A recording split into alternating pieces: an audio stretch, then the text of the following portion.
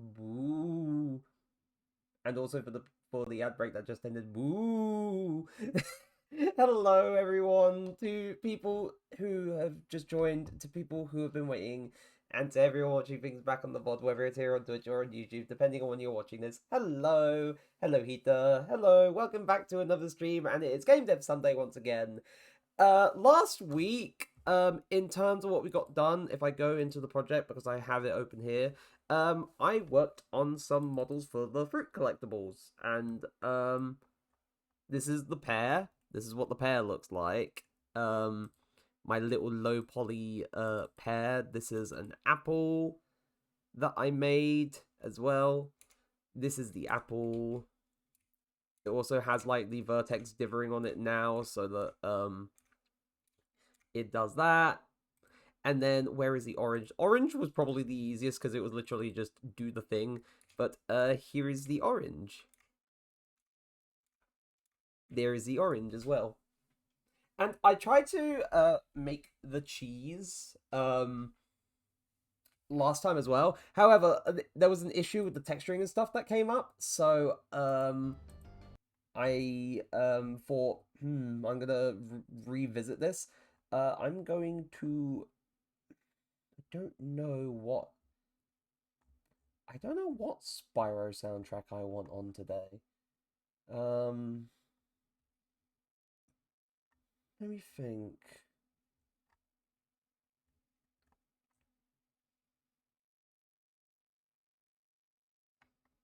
Okay, this was a big blood. What was? I can't remember what Crystal Flight sounds like.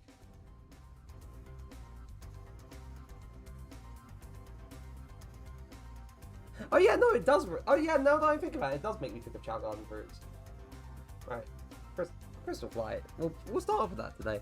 But yeah, I made the fruits. Then I was trying to make the cheese. I was trying to sort out like the texturing and stuff. But if I go into like non-wireframe and go into the material preview, it'll it looks a bit awkward. And I'm wondering if that's how I have this segmented so that it's not like cut all the way down like these two faces and these two faces on the top, because I only, yeah, it is stretching very terribly. So my one idea that I have, while this may be a bit extreme, and this will definitely seem a bit extreme, is that we start over from scratch. We delete the cube, we add another cube, and we start over again from scratch. Because that was kind of a bit awkward. So, let me think. Remembering steps that I started with last time, going to edit mode for one. Is it possible to have the texture just be on every surface? Yes, though that would require making sure I'd need to stretch every face to fit the entire texture, though, which is a solution, though I'd say not an ideal, or not too much of an ideal one. Let me think. I'm gonna select these two. That's not what I want. How do I join? Right, this is gonna also be part process of remembering how to do this stuff in Blender. So, join two edges Blender. Alt-M, merge at first or center, then do the same with the other vertices, and it's done. Oh, okay, right, that's how you do that. So, if I was to do this, yeah, Blender does it is very daunting. Alt-C, or is it Alt-M? Oh, it's Alt-M, not Alt-C, I'm silly. That's split, not... Yeah, the 3D modeling stuff is terrifying.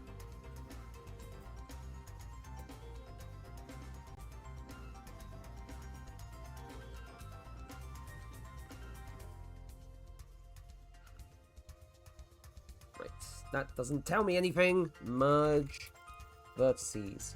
Blender. By pressing the M key. Merge at center? Oh no, that looks horrible. Merge it, but what does that? Oh, whoops. I'd probably be better with Maya if I were able to fuck with it today, because at least I remember, but he's expensive. Yeah, Maya is expensive. What does this do? That makes it like that. That's kind of funky.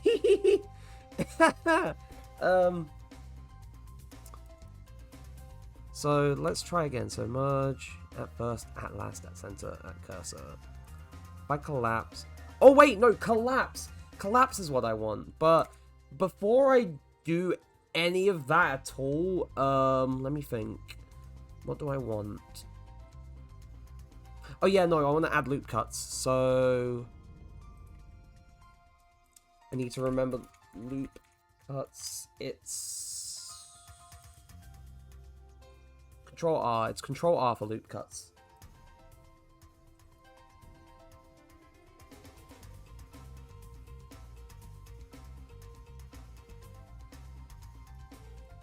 I should have probably just left it as is. So do that, and then there, right. So now I have. It's so weird how expensive Autodesk programs are when they're 2D art program like CSP type is so great and free.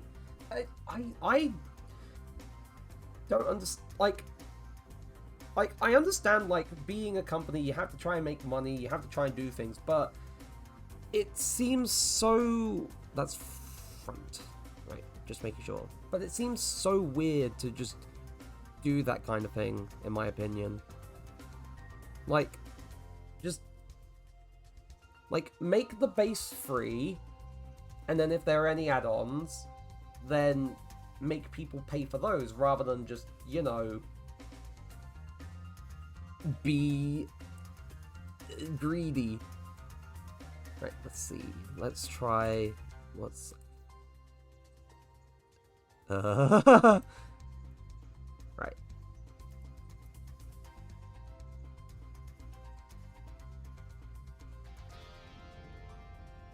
On the X.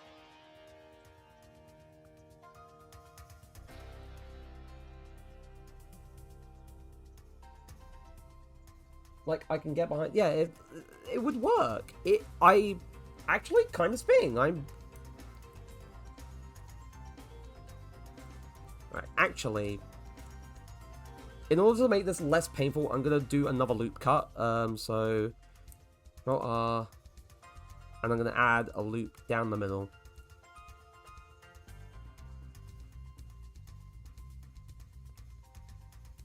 And that way, if I do this, and I do M, merge at last, I can have it do that.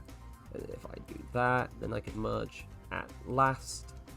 And that points towards the middle. And then I can do the same for the bottom vertices. So, last. And then last. And then, for the most part, we have a pretty solid looking, like, triangle prism at the moment. And then it's just a matter of moving things back and, you know, shaping it a bit. So let's grab these. Let's move it along the Y. It's triangle time. And that's looking a bit nicer already. Bearing in mind, if I did want to, like, move... oh, whoop! I did not mean to do that. And I also forget that holding control and selecting a thing selects, like, the route to that thing that you also select. So that's not ideal.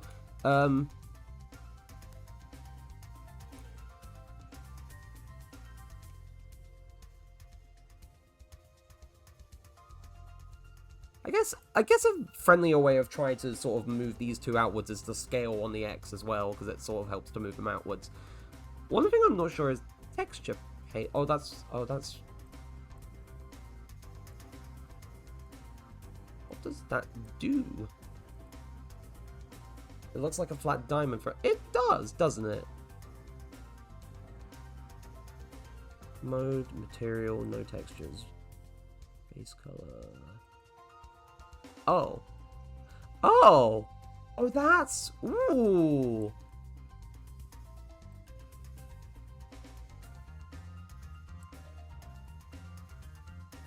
Can I just do it like this?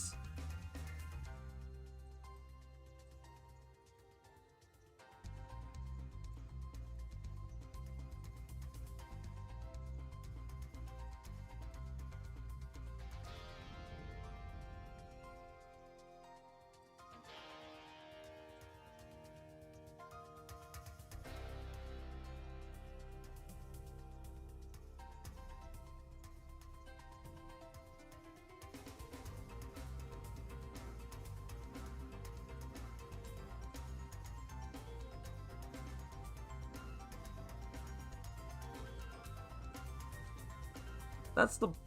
I guess that could act as the bottom shading, and then...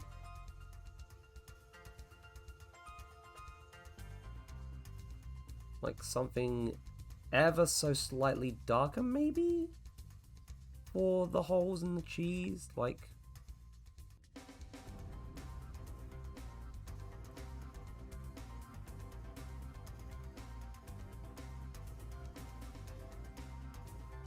Honestly, I may as well grab my drawing tablet for this, because it will make this process a bit easier. Hold on.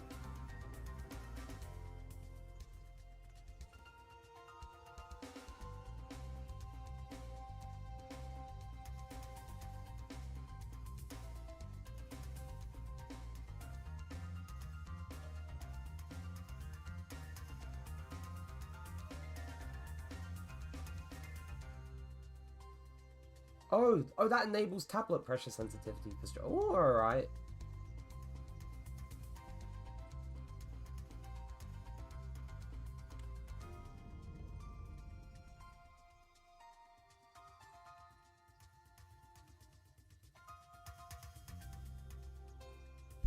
But then it also makes me wonder, I probably could have done that for like for the fruits as well, though I do like what I did for the fruits. I do like what I did for the fruits.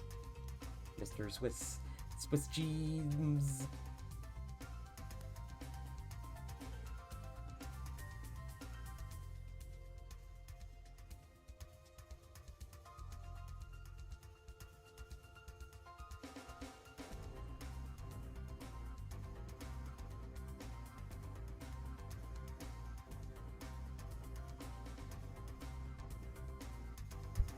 Maybe actually I'll reconsider.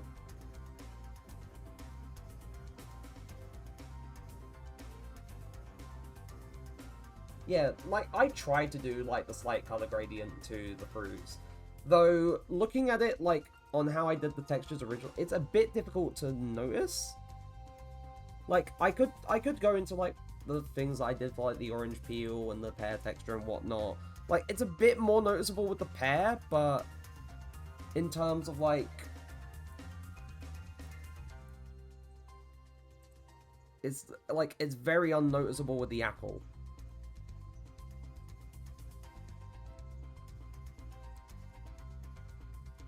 Yeah, it's a bit more noticeable with the pear, and then with the apple and the orange, it's a bit difficult to tell.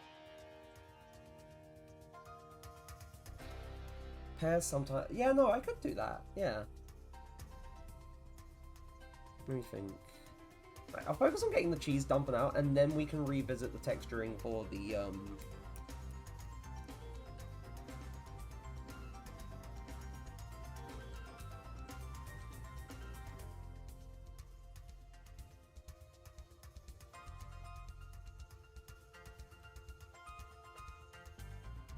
Oh my god.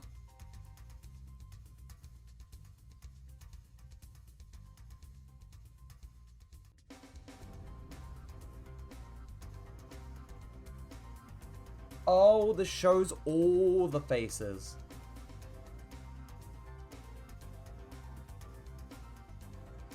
Ooh.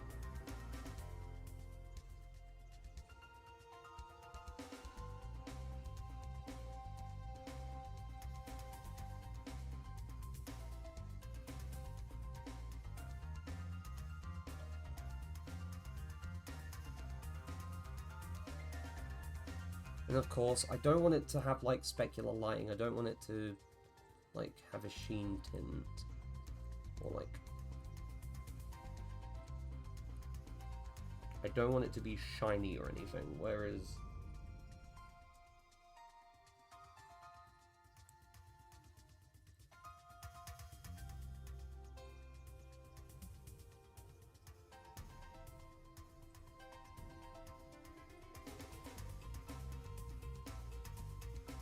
But then if I turn down the alpha, it doesn't do anything, right?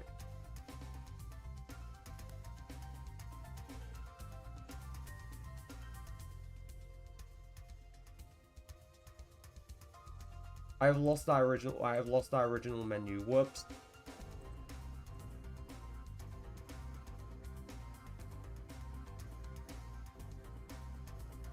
Oh, good lord.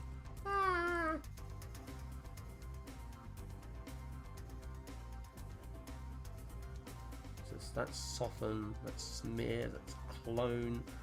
There's a fill tool?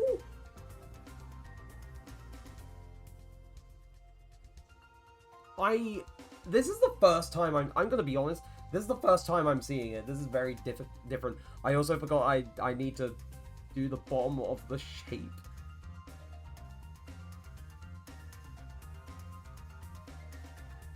How do I...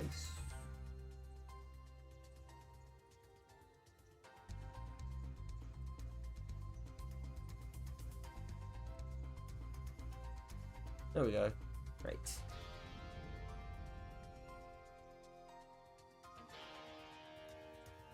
It's just molding on the bottom. Ugh.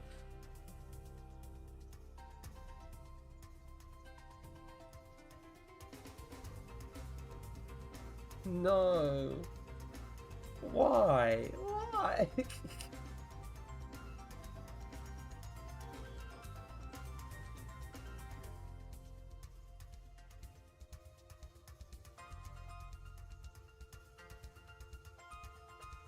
Oh, whoops.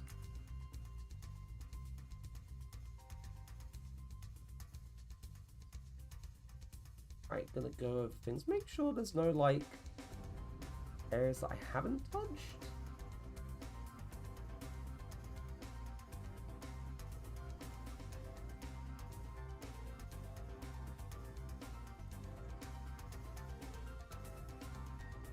This is looking like a very cheesy sort of thing. Oh wait, that's at a weird angle. Okay, so I've learned if you paint a thing at an angle like this, and then and then rotate it, it doesn't. Oh, whoops! It doesn't look quite right.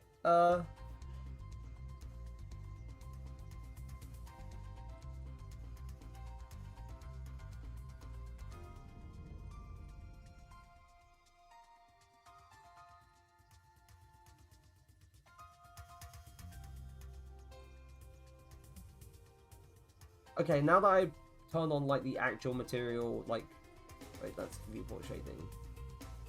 Let's explain solid mode. Oh yeah, no, this is material preview. Never mind, this is how it should actually look.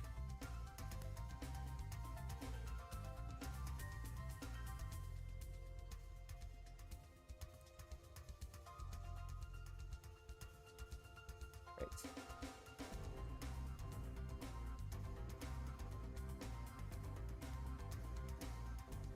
If I wanted to be, like, very stylized, then I would just have, like a bite mark in the cheese, but maybe I'll do that for, like, a variant of the cheese model, perhaps. I could do that. I could do that as, like, a little variant.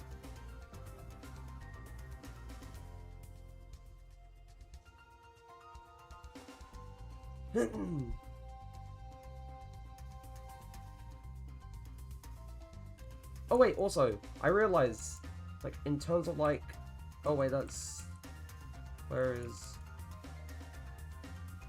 Oh, I made it look weird. Ugh.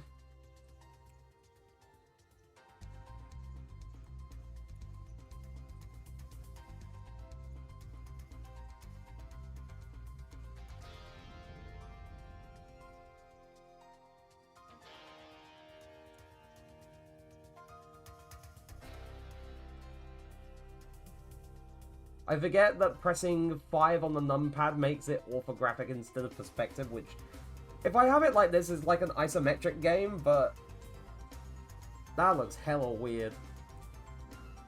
Right. Okay, now the one thing I'm gonna do before I export the file,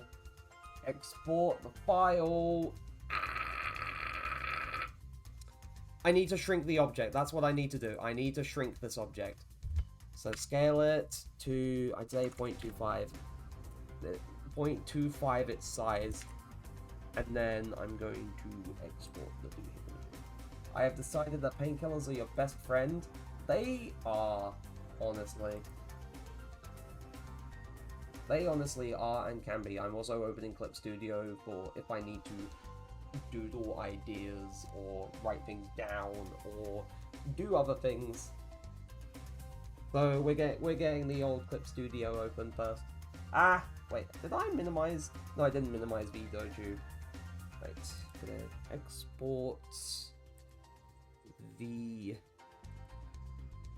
doohickey cheese as an FBX. Going to be cheese.fbx. We only want the mesh. Going to export. And then we're going to go into the engine. Right. So, collectibles. Folder. Cheese. And then we're going to go here and we're going to import the cheese. And we're going to import cheese.fbx.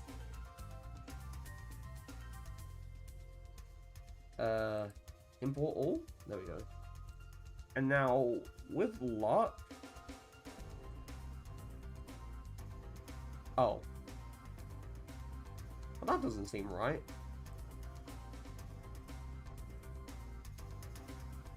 Okay, there's something I must have missed on...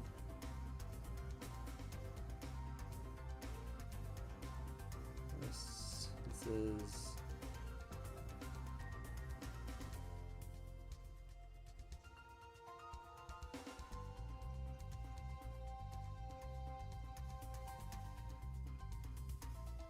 How do I assign...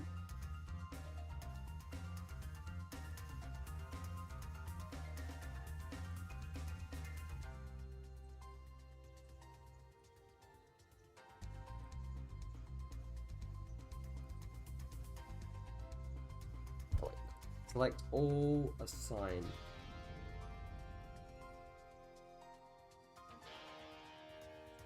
And then we save, and then we export. We do the same again. I don't know why that's doing that. Let's try... Well, let's get rid of this. Because we don't want this version of the cheese. We want to re-import it. We want to try this again. And hopefully this time it will have the cheese texture properly. No, it does not.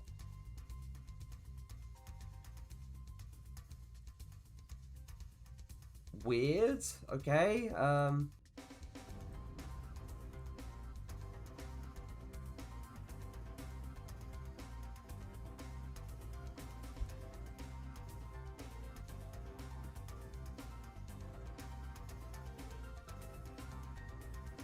That was the old cheese texture. That's material. And then that's material.001. What's the material name in the engine? It's material 001. So why is it not...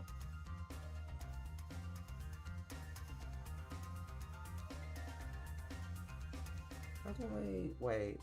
Hold on.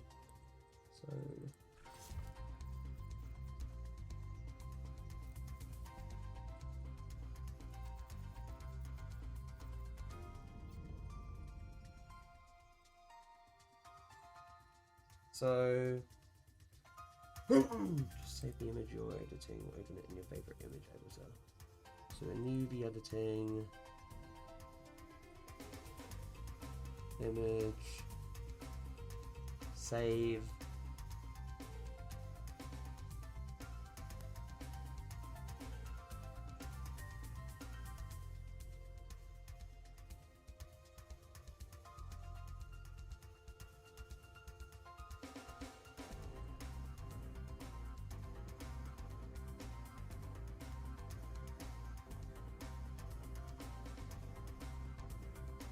Oh, whoops. I docked that. Whoopsie daisy. Oh yeah, no, now I remember. It's because...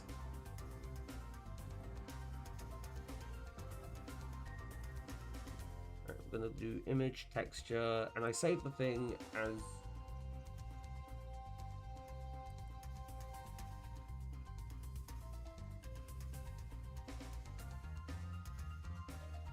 a thing, so that already exists.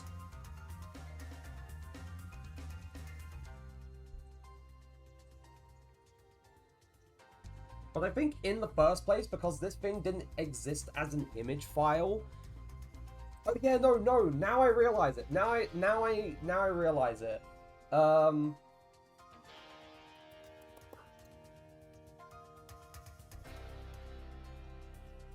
When I was importing the other models into Unreal from Blender, the fact of the matter is that because those UVs were unwrapped with an image that I made previously, an image file already basically existed, and because this one didn't have a proper image file for the texture, it was just a thing made within Blender, it had nothing to sort of bind to it and import with it. So I'm hoping now that I've done that, this should sort things out. We'll just have to see about exporting it again. Cheese FBX, apply. Go into the engine. Going to delete these. Force delete. Import. Cheese FBX. There we go. Perfect. Right. So the thing I want to do is that I don't want this to be I want this to be unlit. And this needs to go into emissive color. And then same thing that I did with the orange peel and the other materials. I need to take the thing for the PlayStation 1 effect, and I need to plug the out vertex position into the well position offset. So now, if we go into collectibles, we go into cheese. Now I'm not going to bind this to any object yet at the moment because I need to set that up, but let's look at the cheese. Ooh. Here's our cheese in the game. It's a bit bright, but that's probably because of the colors I used. But there's our cheese. I'm pretty happy with that. Now, there is one little elephant in the room that I have kind of been afraid to, I guess, in a sense, revisit for a while. Because I haven't really had much of a clue of how I'm going to do this when it comes down to it. And I'm going to go into Blender right now. I'm going to save this file because I'll revisit the fruits, like, probably just after I explain it. Where is Ratplat? There we go. And that in itself would be my rat man. You already know him as the current player model in the project, and you know I have made sure I fixed like all the stuff with the rigging and stuff that was, you know, having issues and whatnot. The thing that I have been wanting to try and sort out for the longest time was his textures. I have been wanting to sort out like a proper like texture for this guy, because at the moment, if you have been around long enough, you'll know this, but at the moment, he is just nothing more than like a white amorphous thing that just kind of exists. Also, we have our cheese here. I also will probably like resize the fruit models as well in Blender, because I realized, oh shit, maybe setting them to maybe setting them to 0.125 times their size was not the best scale for it because it actually made them ridiculously small. So,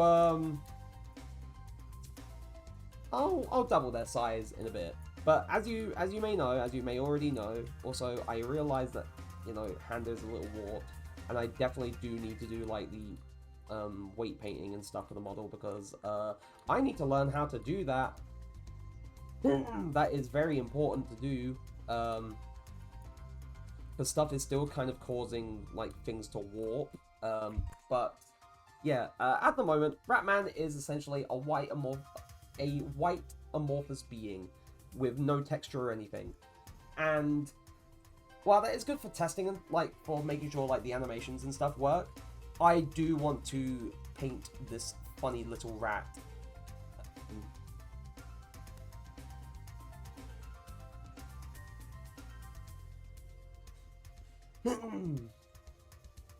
So, yes, one thing that I do want to do at some point, maybe not today, maybe not today, maybe next week, who knows? I do want to actually properly paint the rat. You know, basically give him his skin and his clothes and stuff. I want to do that.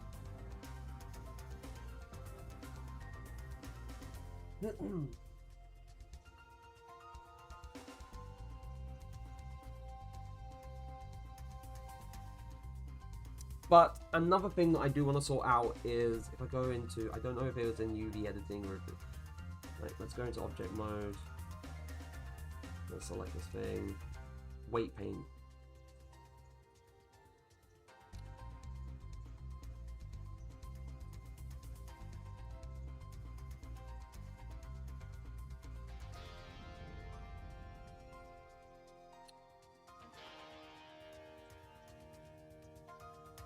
Gay rat.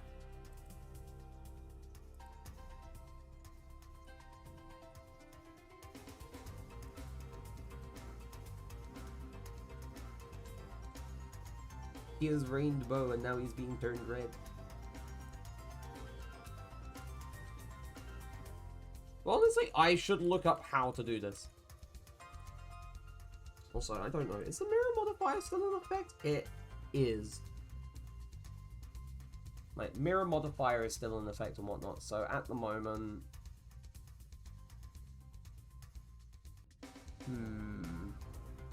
I should probably actually look up how weight painting works and what it does before trying to go in blind. So, let's see. Blender weight painting. How? No.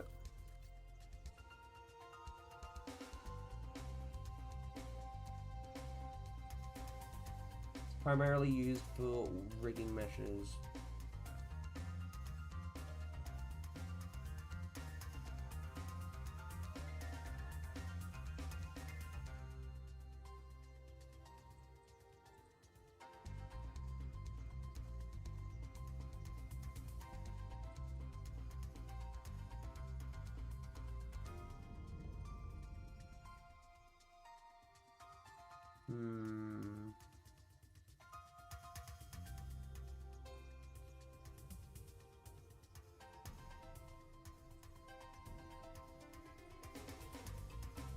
Right. So I feel like while some like documentation of this stuff is handy, I feel like so what is weight painting? When you add bones to a mesh, you have to tell them which parts of the mesh they're supposed to affect. You can do this by painting the areas you want each bone to control. The paint goes from dark blue, from no effect, through light blue, green, yellow, and finally red, which is full control. The further up that scale you go, the more control a bone has over the affected area. One thing to note is that every part of your mesh must have some amount of weight painting. If it doesn't, you get an ugly, jagged effect where the painting ends. Painting can overlap with another bone to give a smooth transition. Just make sure that each bone only has partial control, so light blue or yellow. Blur is also your friend here to make the blends and twists that arms, legs, etc. will perform smooth and flowing. If in doubt, check out a real person performing the action you want and pick accordingly. It's a case of trial and error. There are some bones which can be painted full red as no other bone will have an effect on them. They're usually the extremities like head, feet, and hands or fingers if your model has them. This is very much an unknown for me.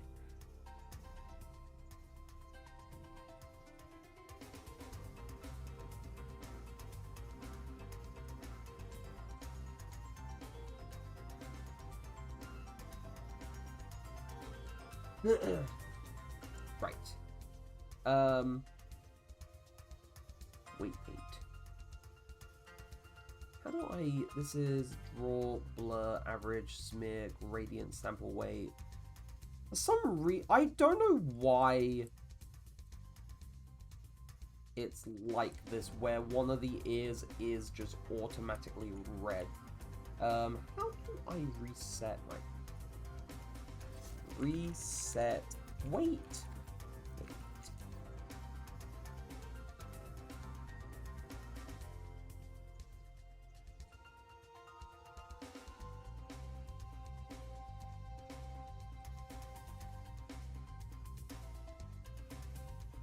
So go into edit mode.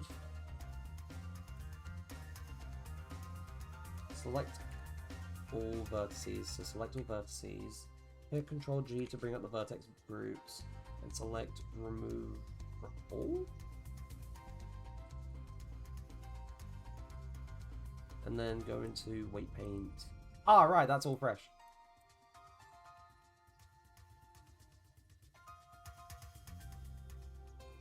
Of course, it's only letting me, you know, paint on the one side because of the mirror modifier.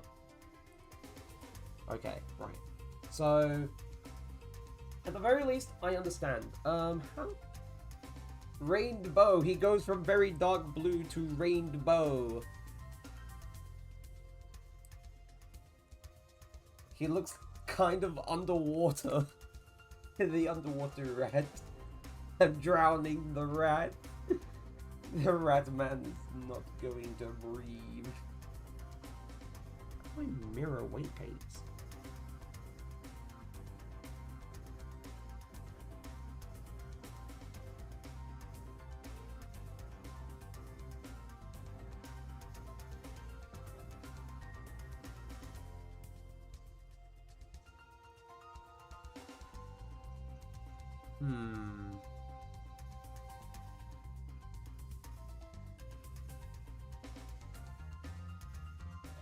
Now, I'm thinking to myself, at the moment, like, depending on how closely you look, you can very easily see, like, into, like, parts of the model, and I don't really want that to happen. So, I'm going to quickly go into edit mode, and at the very least, because I still have the mirror modifier active, this affects, like... Oh, wait. I need edge select, active, and then... Like, it's not a problem on the sides, it's a problem at the front and the back. So, select these. Gonna maybe extrude. So, E to extrude on the Z. Oh, wait, no, actually, not extrude. I want to scale?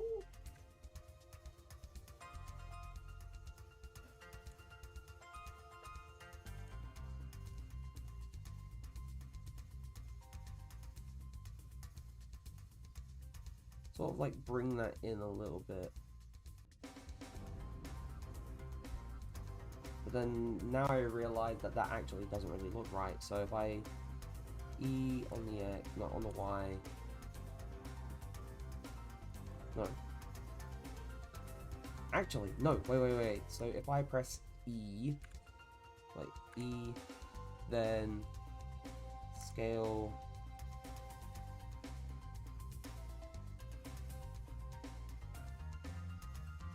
Oh wait, but then that means I'd have to also do a little extrude on like the side face too, or the side edge. So E, then so it looks a little less awkward. So let's scale.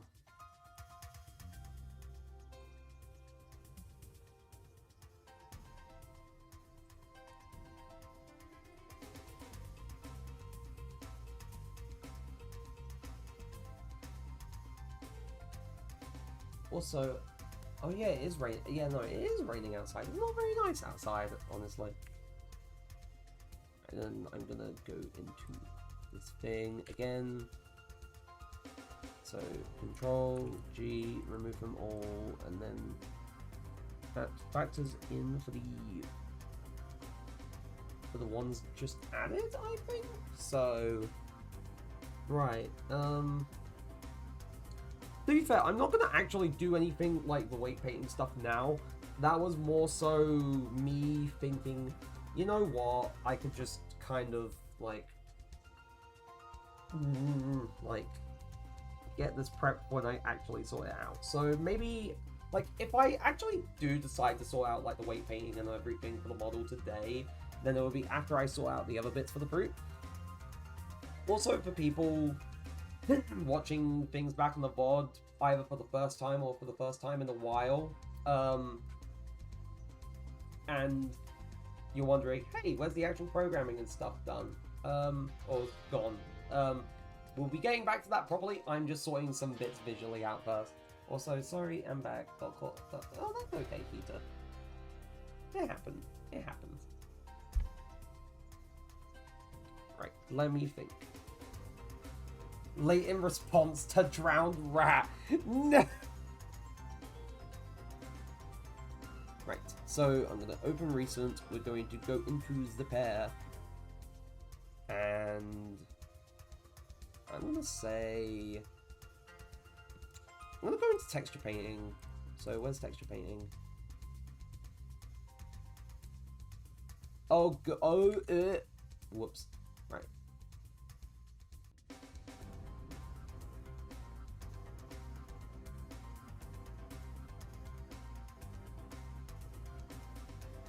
But yeah, no, as I said earlier, it's not...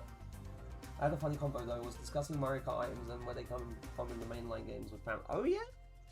That sounds fun. That sounds fun.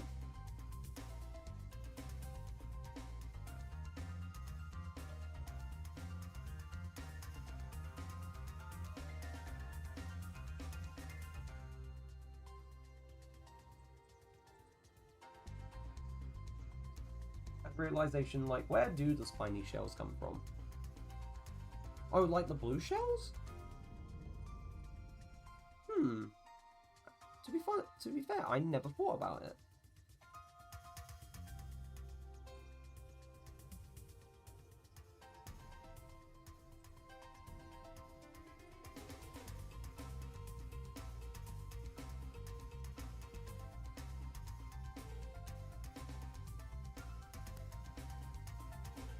What was along this side? What?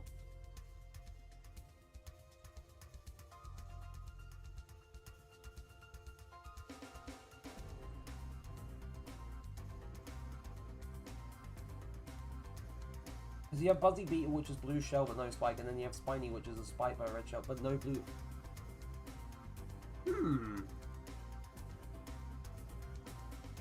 Good point. Actually, kind of a good point. I never thought about that.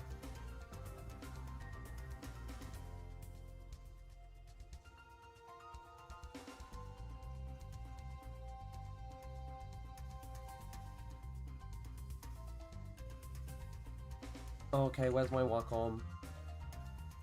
Tablet properties, because I need to change, I need to add one specifically for Blender.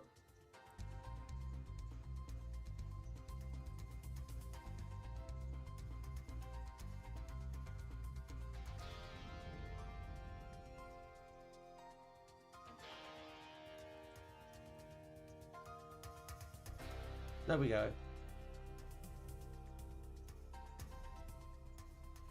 Because it wasn't letting me use my tablet across the whole damn monitor for this.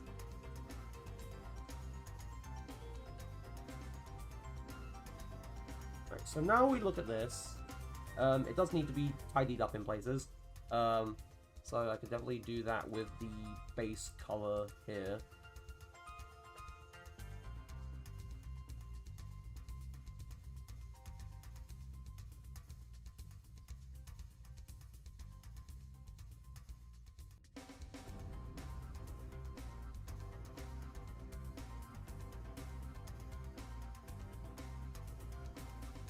Okay, to be fair, I don't like how it's looking now.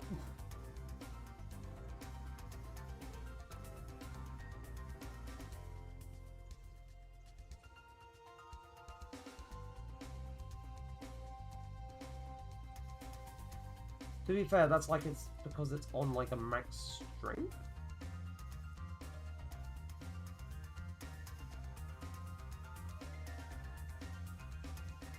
It's possible there's some sort of... Maybe. Could be. It could be.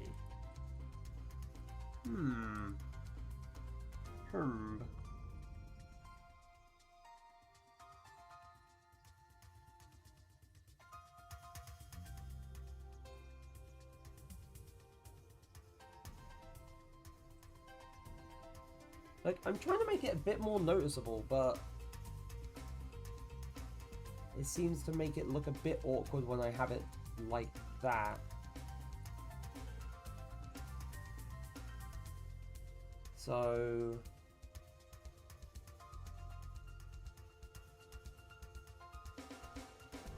like, to be fair, maybe add a lighter green for the brown, under the brown for the stuff.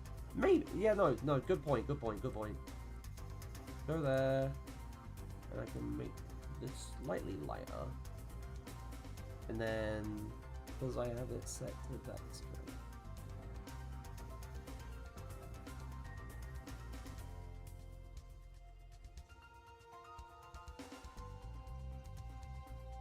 But then again, that's not... But maybe try a darker green so it's more noticeable.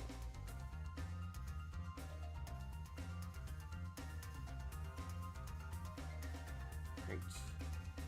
To be fair, there is one thing I could do. I could go into Clip Studio and edit the file that I made for this. Right. Open. Where is the hair texture? I think you can afford to be a bit more bold with the colors since it's supposed to replicate an older time of game. Yeah. Yeah, to be fair, the one thing I was trying to think about for the most part was whether or not is this looking too vibrant or too bold or a bit too strong, or if it should be a bit more grainy or crispy or...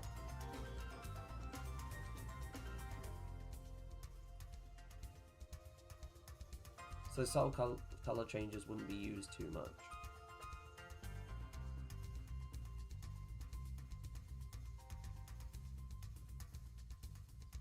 Oh wait, that's going a bit too high. Whoops.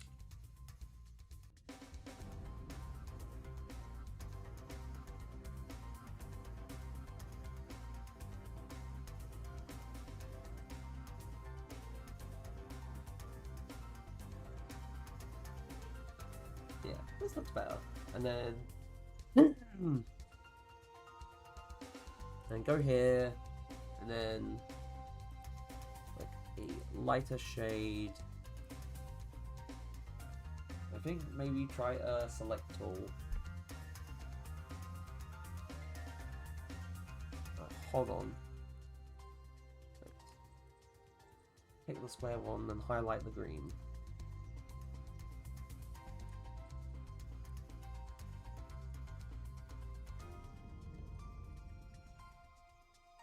Oh yeah, and then I could just keep it within that area, right? Oh, the lasso.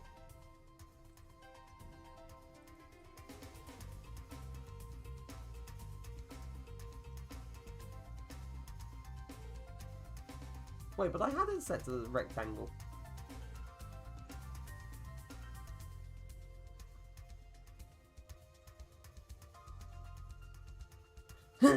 No, sorry, you got... Oh, right.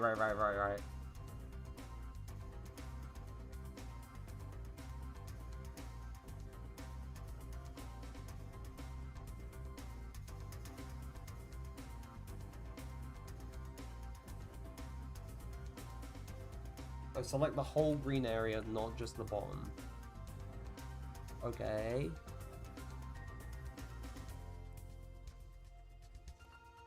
Okay, got that. Oh, sorry. Then next to the fill tool, oh, there's gradient.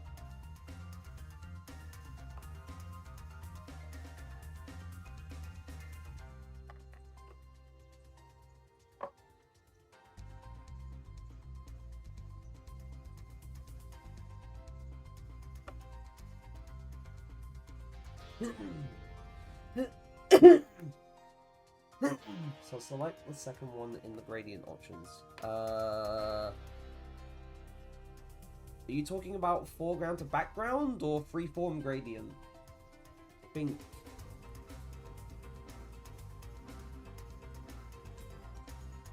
I'm assuming freeform gradient, but I might be wrong.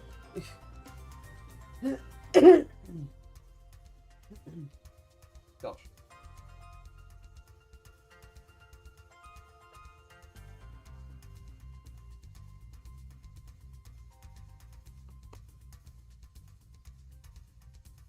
So, yes, foreground to background button. Actually, never mind, the first one works better. Okay.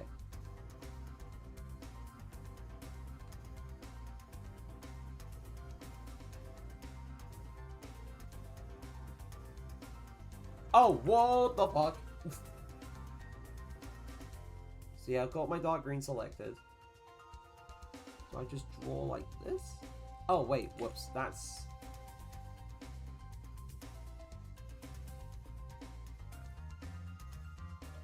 Do I pull up like this? Oh, just draw a line down the middle.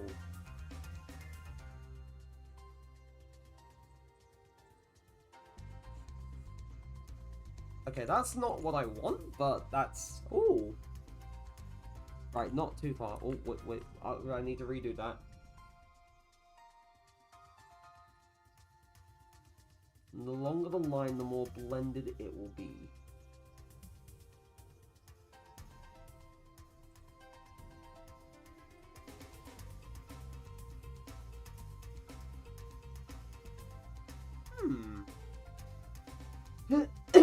I'm learning things. Very helpful things.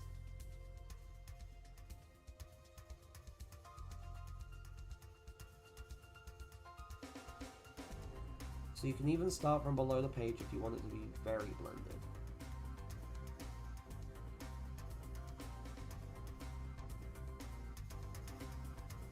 Yeah, that feels like a lot more noticeable now. So, I'm gonna save this. Go to export the funny, so pinch. I don't know if this will automatically affect things in blend. It should do it because it is tied to the image texture. But if not, then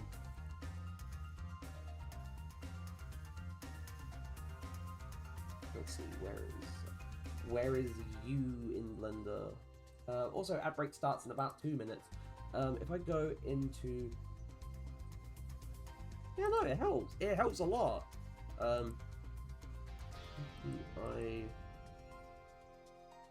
Image.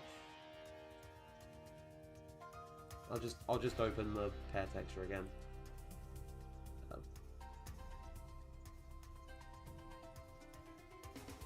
Never mind. I'll close that. I'll open documents, CSP.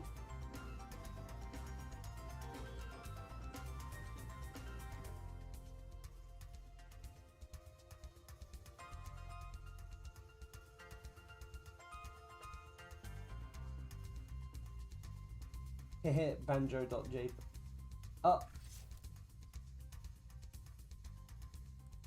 Oh yeah, no, the fucking, hold on.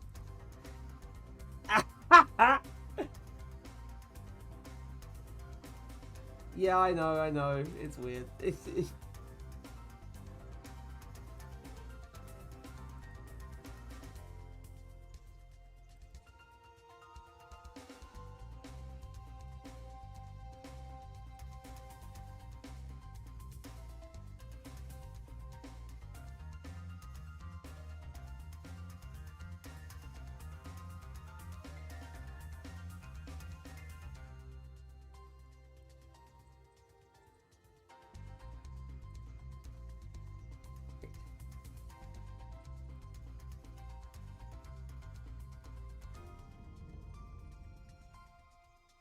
Oopsie. Right. I think that's kind of sorted out for the pair. I may revisit it again. I'm going to open the orange. The orange.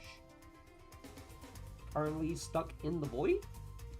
And then we're going to go into Collect Studio and we're going to do the same thing there. Also, ad break starts, so I'm going to quickly have a little break, grab a thing, and I'll be right back. So, catch you in a few moments.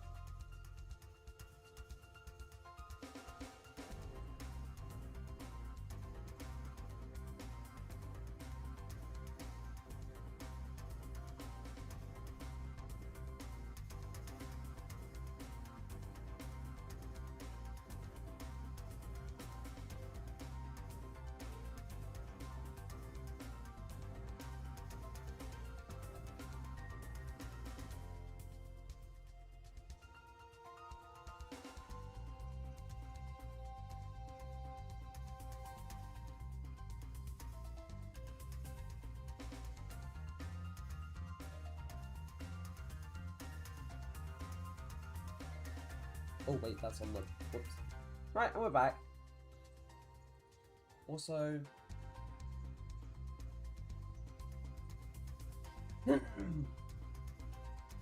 Manifold is a setting that turns links into 3 asterisks so they don't become... Ooh! Like, is it like an auto mod thing, or is it like something like a different bot or something that does that?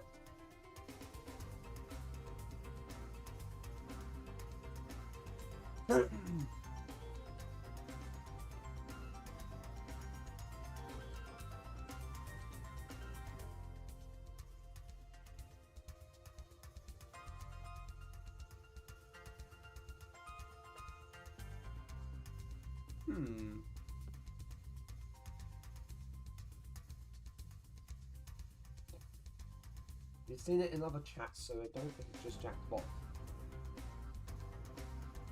Hang on one moment. Before I get on with anything else, I do want to look into this. Okay.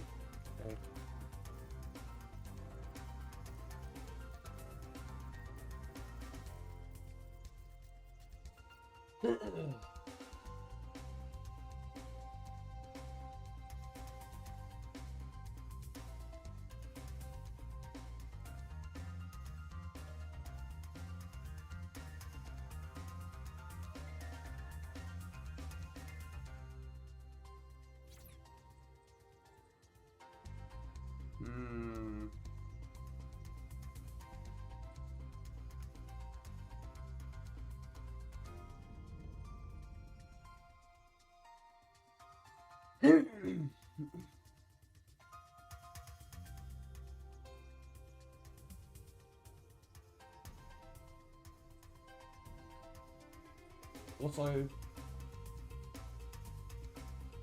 I was finishing off some slices of bread that I made during the break, so just give me a moment.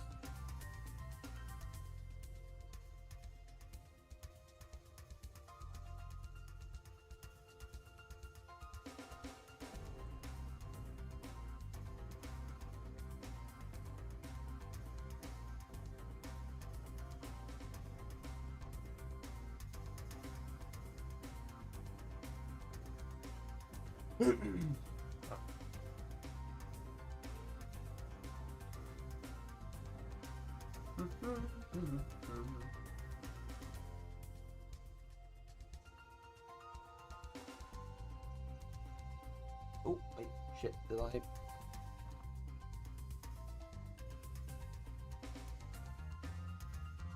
That was odd. Odd things have been happening, but that is fine. It's not the end of the world. But yeah, I don't know how to do that. I don't know if it's just like an auto, like a thing you can have auto mod do.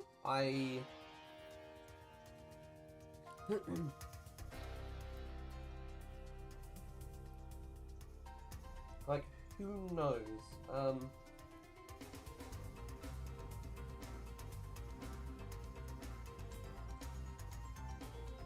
Though, I'd say, as things would have it, you'd understand a lot of things about auto mod heater, so I guess you would know whether or not that's an auto mod thing.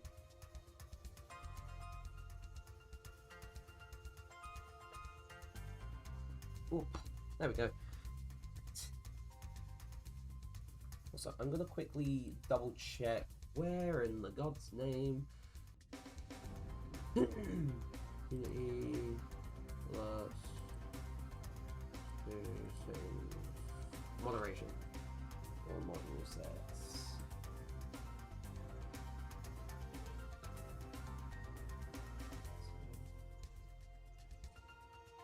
Custom misfiring, swearing.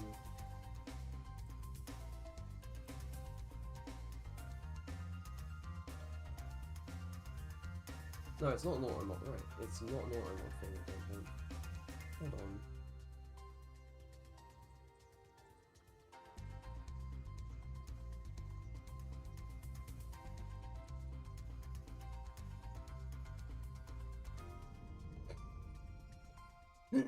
Block hyperlinks.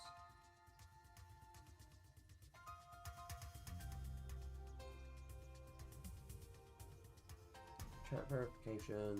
Follow verification. Request. Yeah, no, I have no idea. but that sounds so cool. So.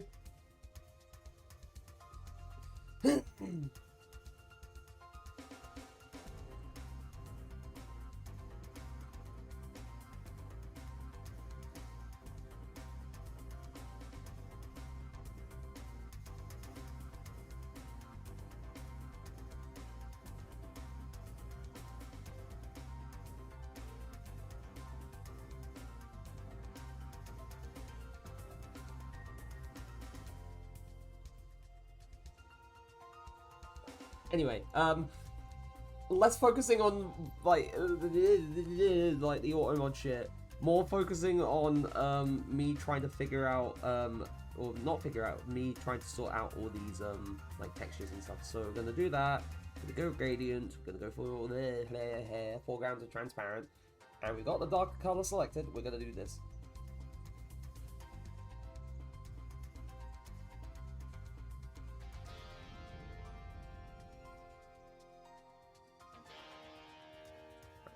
Orange peel. And we're going to export. Maybe deselect and then export. So export. Check the group chat.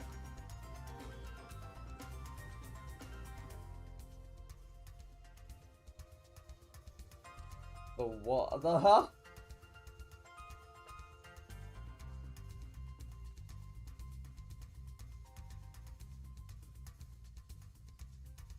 Mute. Can't.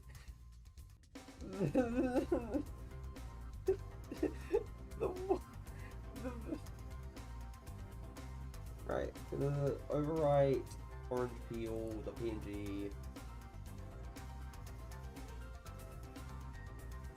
Hold on, I don't actually know if I actually properly exported. Hold on. Save this.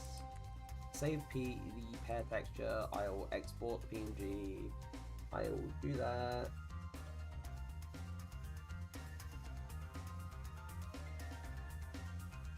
There we go. Right.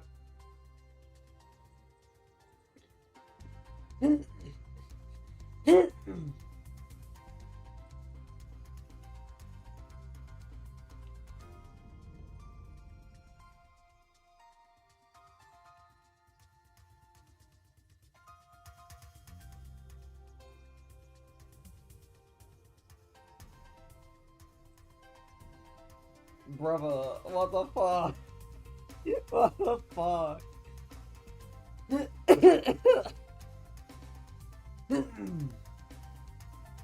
Like, I'm not exactly live reacting to it on stream, but at the same time, that's kind of fucked. Right. This... Do I need to... That's leaf and stem, not the...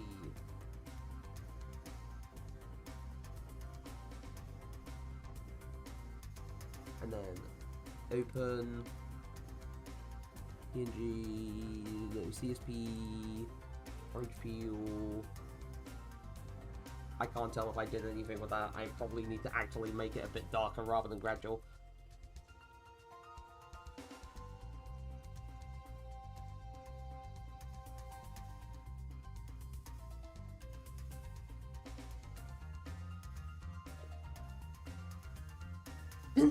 Gosh, good lord.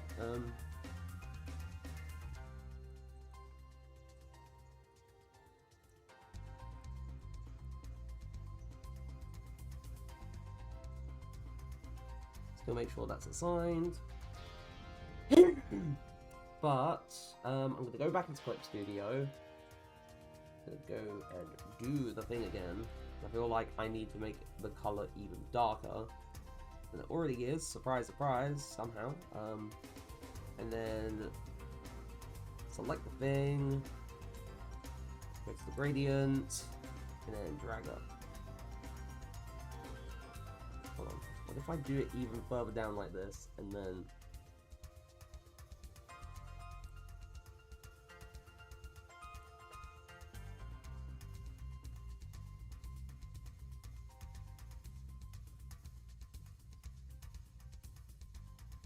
Export, PNG, export the orange peel again.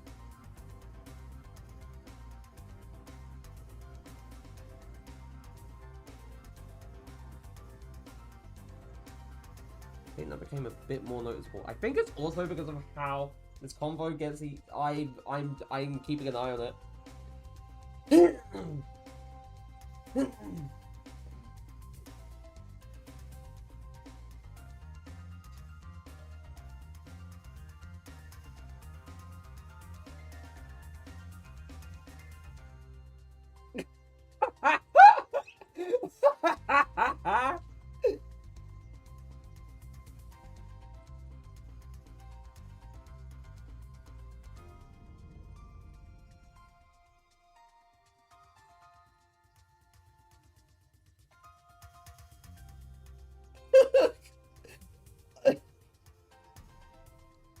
Why is there a man in just the corner of my clip studio? That was what I was using for fucking, like, clothing reference, like, I was studying clothing folds and shit, and I was using this as my reference, and that's still just there from the sub view, so... I also forgot to switch back to... Laughing my off ass? Laughing my off ass?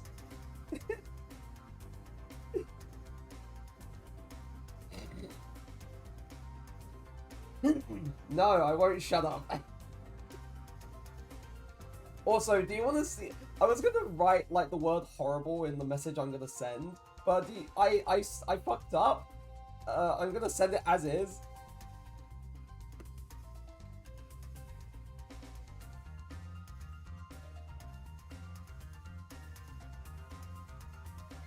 So I just sent it. Right? I just sent it to the group chat. Fucking horrible is... It's a new one. Horrible is a new one. Right, I'm gonna go into the UV editing. I'm gonna go into the pick-a-majig, the orange peel. You know, I feel like it's definitely a matter of how it's been mapped.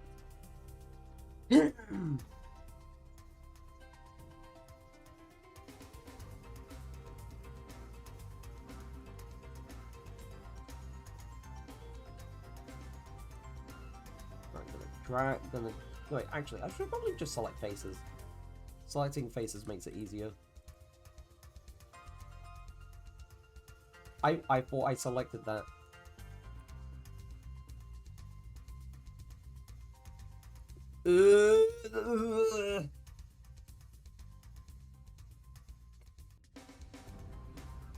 I'm just... Oh god. Oh no. That looks horrible if I just keep stretching the fucking UVs down.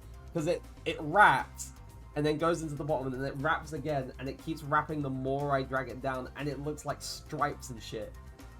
Like, it's funky, but...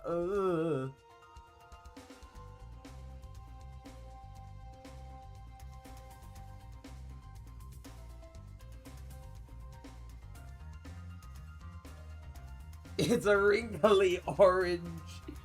It's very wrinkly. The orange is no longer annoying, it's wrinkly as fuck.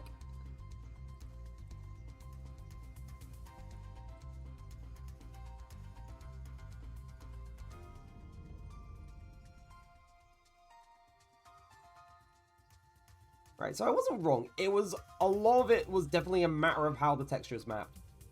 Look at this now! Like, I adjusted, like, where the UVs were, like, mapped and how it was sort of stretched and whatnot, and look at this! It's a lot more noticeable. Look at this!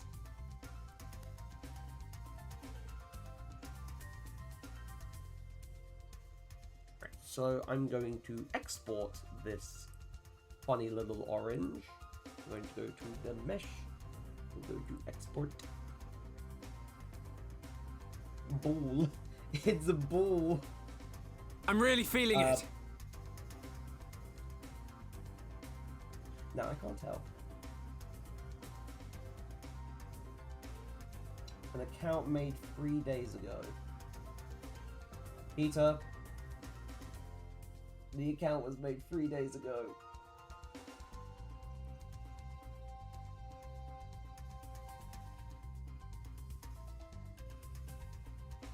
Have your own judgment based on that. I don't know, I'm just paranoid. I'm just very horribly paranoid.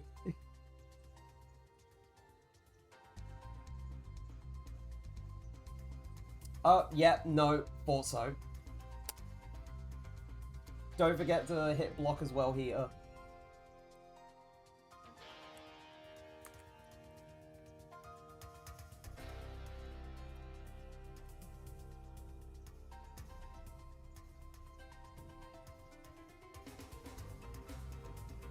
I was waiting.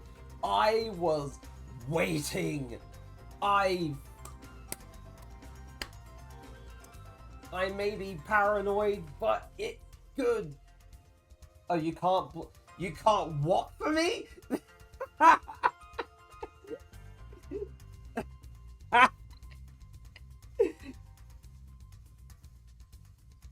Yeah, no. Alright, you can't block for me. Okay, so that's just up to me. Right.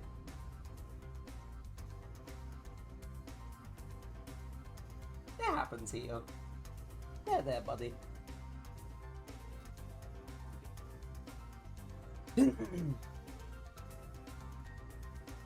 Also, before that happened, I was gonna say I'm gonna go back into the engine because the engine is my friend, and I'm gonna go on this, and I'm gonna right click. I'm gonna asset actions. Re-import.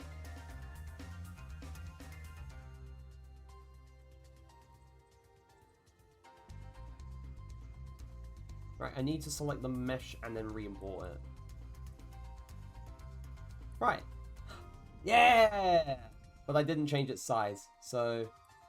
But now... Look! It looks better. It looks better in the engine, because, you know, the shading for it appears a lot further up now. Look at it go! But yeah, no, now that we've sorted that out, I'm gonna go back into Blender. I'm going to do the thing with the pair. I'm gonna sort out the UVs with the pair this time, because I probably do need to remap the UVs for the pair. So if yeah, I'd say it's mostly to do with these, like, parts of the shape. Did I forget? I forgot. Right, so we're gonna move it down. And already I can notice a bit of an improvement.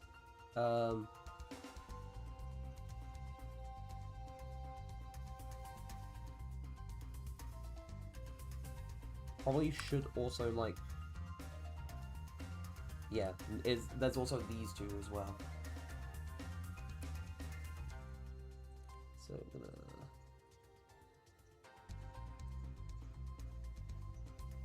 What if I move this one? What does this affect? I should probably actually rotate it to this side so I can see what it affects. Oh, no, I didn't mean to actually rotate the I meant to rotate... rotate! I mean move! Right, that actually affects the sides. I don't want to do that. Yeah, there we go.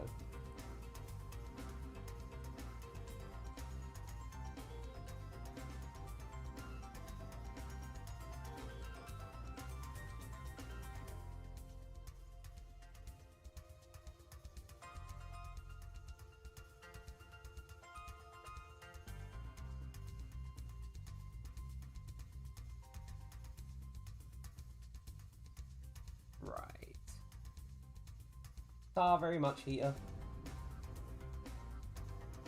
I should also check my Twitter, because if that is the case, then yep, they did follow me. Because I can tell you're a bot as well, because you have the generic, oh, I make overlays and stuff on Twitch, but no, you don't. You just pay for them for a website for a bot to use.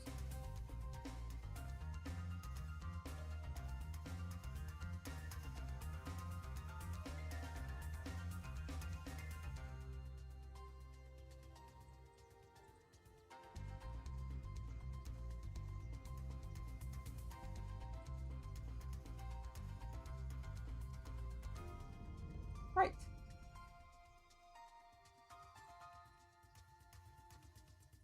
That's another thing we add to the list. List of block terms, list of things that are illegal to say in my chat. I may as well just make this as wide as humanly possible, because I feel like this could... The wide. Look how wide it is. Look how wide the... Oh, wait, whoops. Look how wide the UVs are.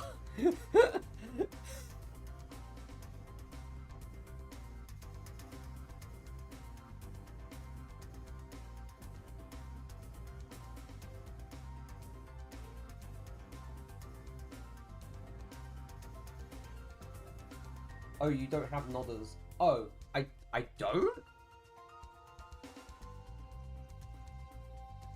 Hold on, where's... Is it a Franco Faces or is it a BTTV emote? It might be a Franco Faces. I'll look at Franco Faces first. Emotes.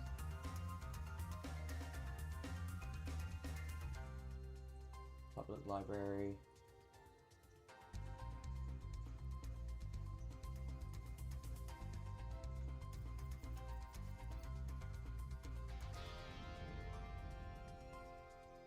Okay.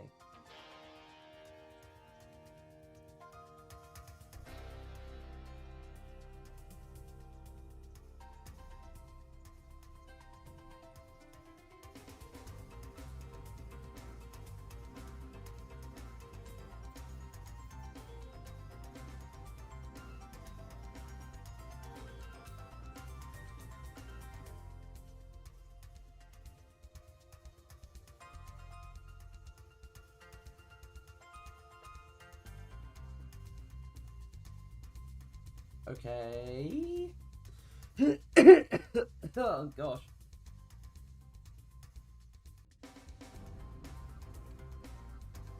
Gimb.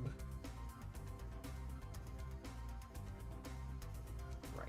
I'm hoping that this has done it in real time. Let me try.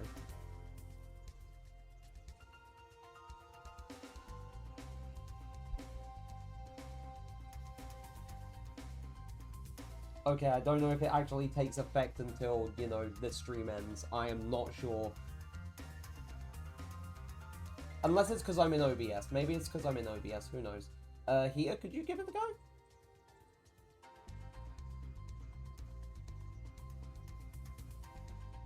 Okay, never mind. It has it.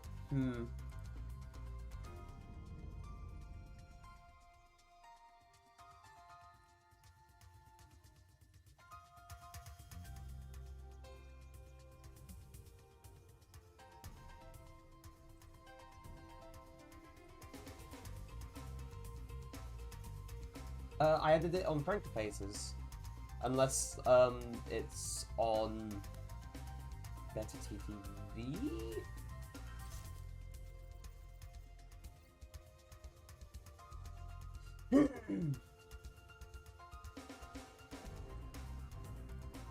Also, it's funny working out these funny little issues on just live on stream when, much like last year during the bloody Kingdom Hearts 1 level 1 playthrough where I was just trying to sort of like troubleshoot some weird issues I was having on stream as I was trying to do things. Fun times, fun times. FFC is a bit finicky sometimes.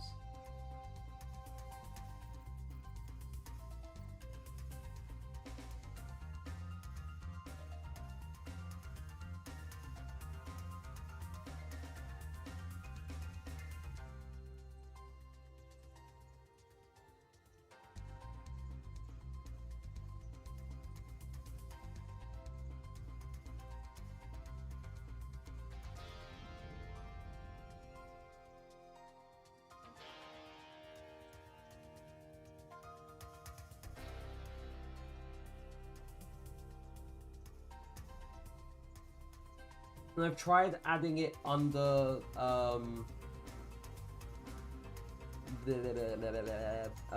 TTV as well. Also, I have checked the list under channels. Nodders is there, so I don't know why it hasn't updated it yet.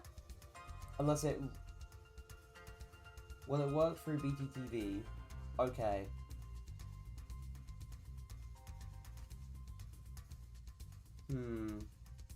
Odd.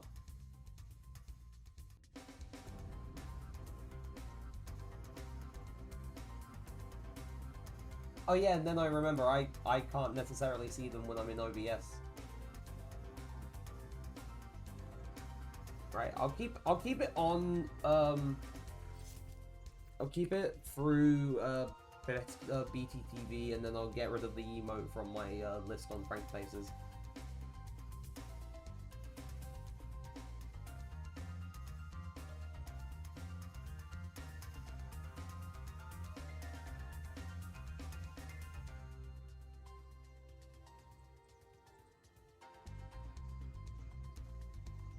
Yep, that's all done. That's all removed from the one on Franker Faces.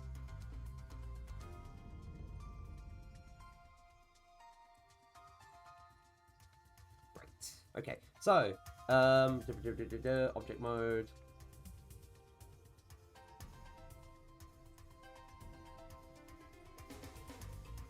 That's looking a bit more noticeable here now.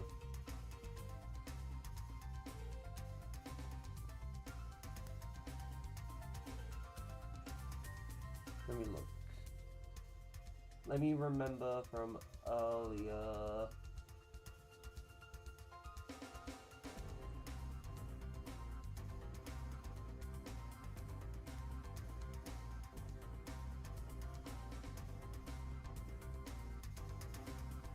Oh yeah, no. The thing that I do want to try adding for texture painting, or with texture painting,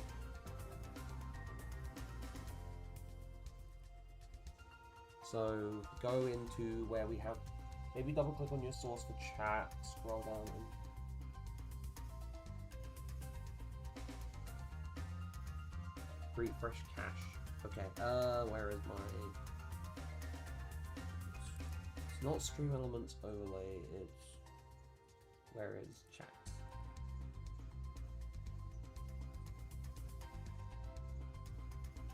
Refresh cache of current page. Okay, right. Try typing nodders in again here. We really are just troubleshooting stuff in them.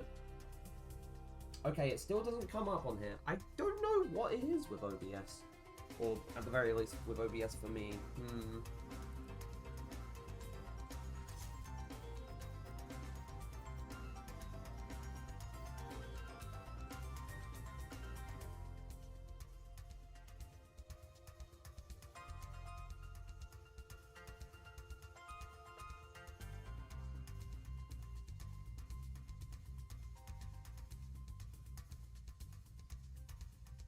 Odd.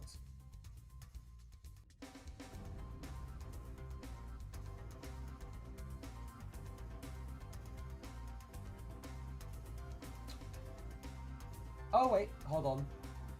Like, for some reason that's weird. That's very weird. Yeah, the other BTTV emotes are working. That's so weird. Anyway, quickly gonna pop to the bathroom, sort some things out. I will be right back. Just a few moments chatting, everyone. I won't be too long.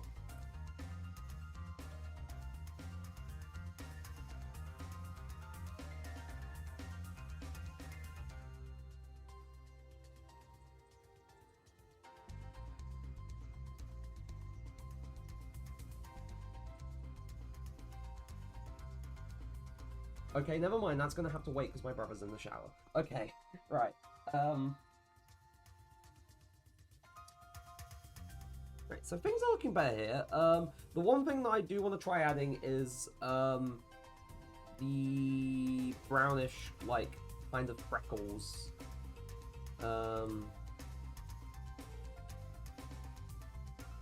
Like these small brownish kind of freckles. So let's see, where is, I don't want it to be too big of a radius. Where is my drawing of a pen? Oh, that's still a bit too big.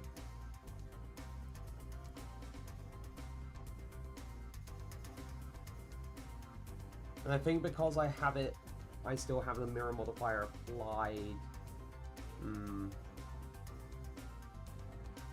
What is the UV mapping and where does it lead to?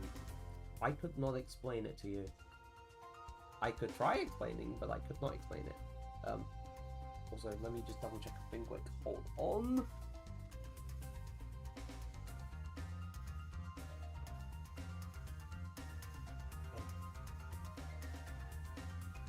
I will hopefully explain where the UV mapping leads to. The bathroom just became available, so I'm going to be right back. Just a few moments. I will explain after.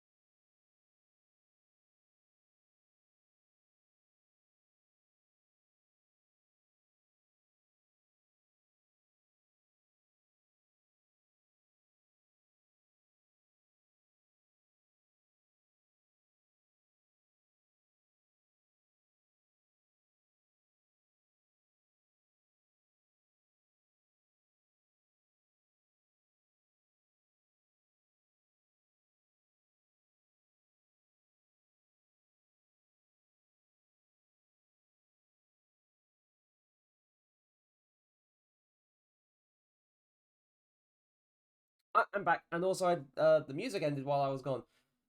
Where are you? Oh, we'll go Beastmaker's home. Anyway, I'm back. I'm going to do this as briefly as I possibly can. So, UVs, or the UV editing,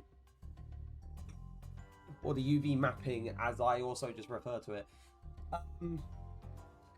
It essentially refers to how a model is, or like areas of a model are mapped to a texture. So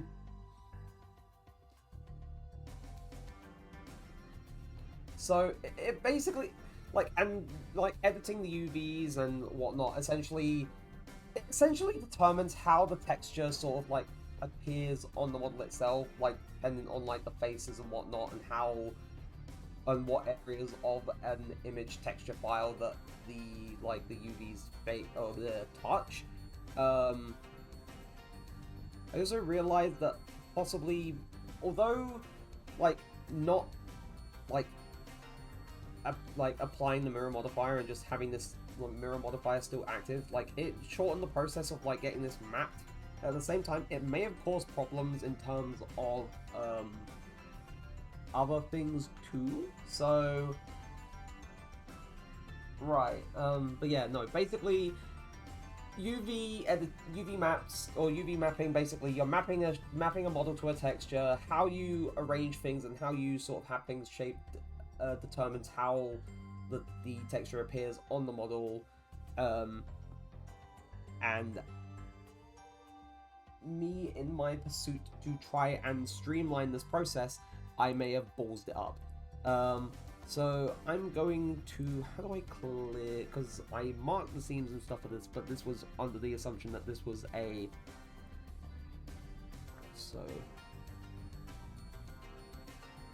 I'm gonna go and clear the seam from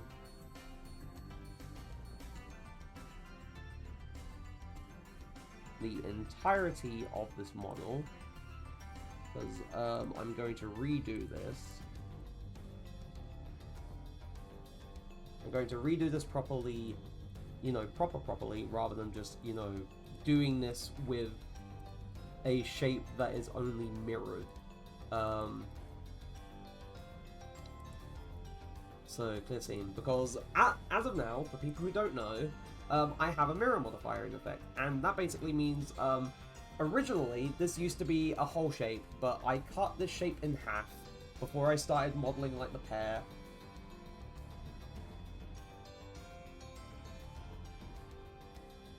What affects, like, shadow colors and where they shine? I'm not sure, but,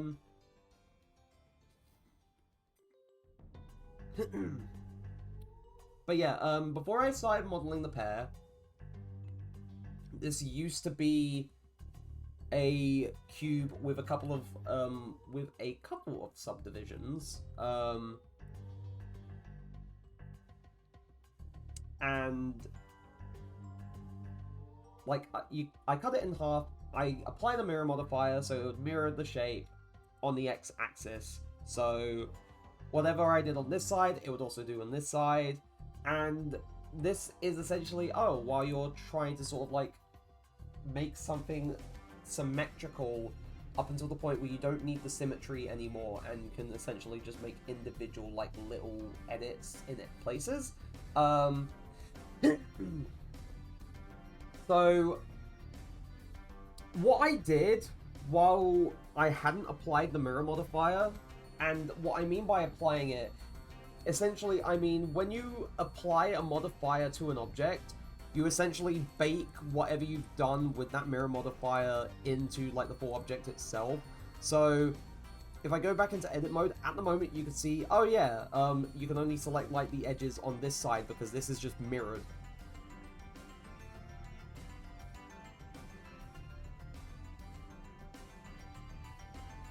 Because looking at this pair reminds me of the N64 era games where objects would have like shadows, but they would shift depending on where you, the character, were. Yeah. But then by comparison with the PlayStation 1, due to its rather than being dependent on realistic lighting. Yeah.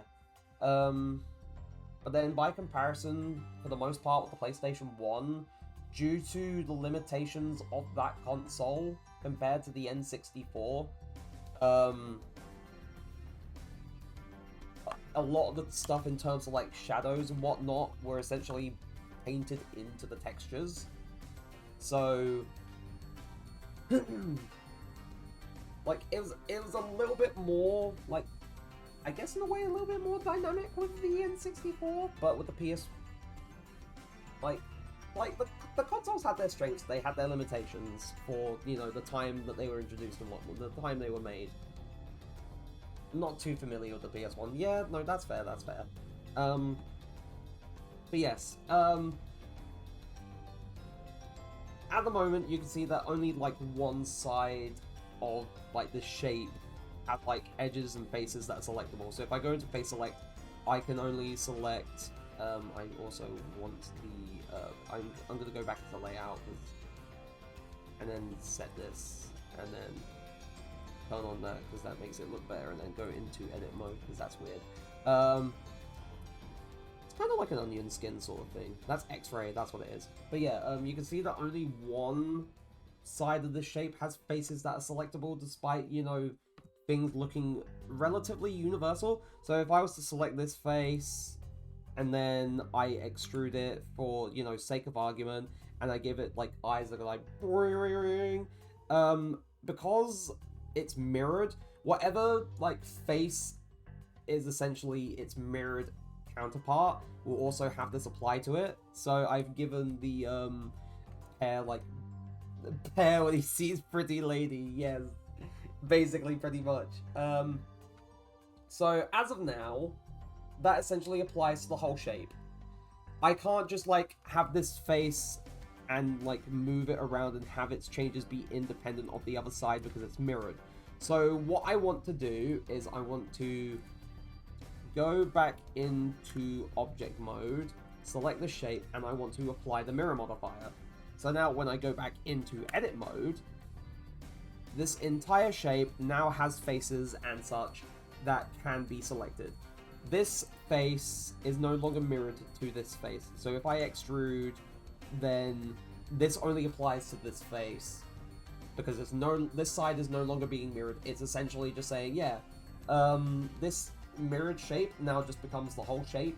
So it's one singular shape rather than being, you know, one side that is just mirrored.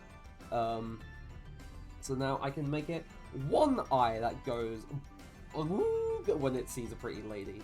But the reason I'm doing this is because in terms of how I'd set up the the UV unwrapping, I might have messed up in terms of how I did it, because I did it while this was still, you know, mirrored rather than a full shape. So I'm going to remark the seams, and I'm going to do this across the center of the shape. I'm going to turn off the X-ray because it kind of makes it a bit finicky to select some of the faces or the edges that I want to select.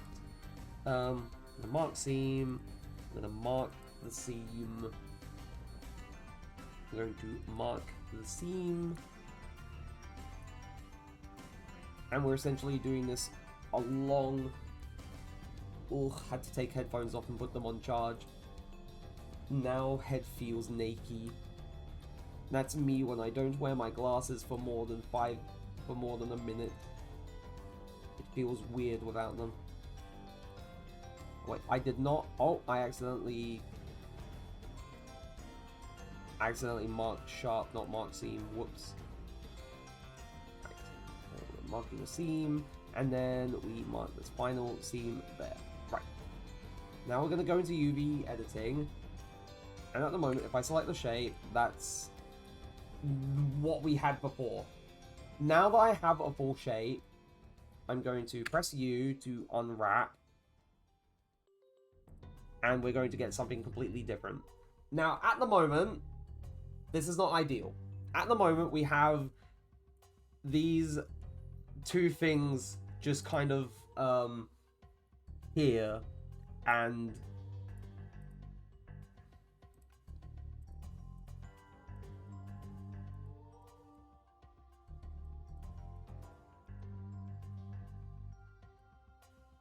I want it to be a lasso instead. So I can be a bit more, I guess, precise with how I'm selecting the vertices, so I can rotate them. So I'm going to rotate this, and then I'm going to scale it down a little bit so I can fit it in there, and then I'm going to do the same for this other part, because this essentially is the other half. Though actually, I should have not scaled it, I should have selected... Oh wait, actually... Hold on. I have been a bit silly about this. Let me... Oh, yep, no, that's why I,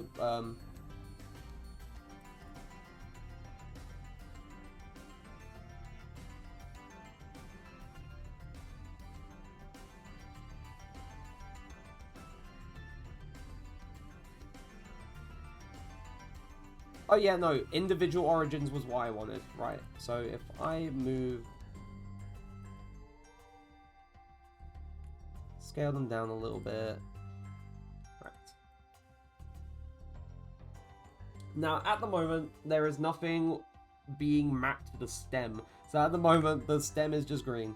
So if I move these two up here, then you can see, oh hey, this is being mapped to the... Like, the stem is being mapped again. I'm going to also move this over so it doesn't, like, overspill onto the edge. So I'm going to take this... Oh, wait, actually, I should probably select the equivalent on the other side. So select this, move it up, and then that's the stem, basically sorted. I'm going to go to these here. I'm going to move them down.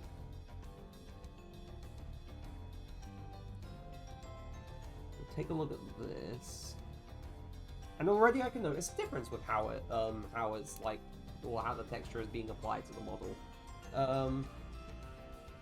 That already feels quite like, it already feels bound better. Though I probably may move it up slightly so it's not like too far up the shape. Oops.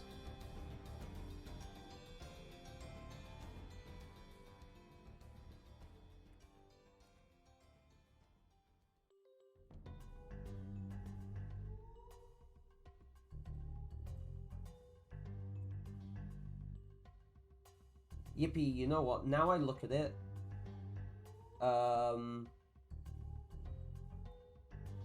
when you highlighted things, yeah, I noticed this as well. Hold on. Let me go into edit mode. The gradient going into orange makes more sense.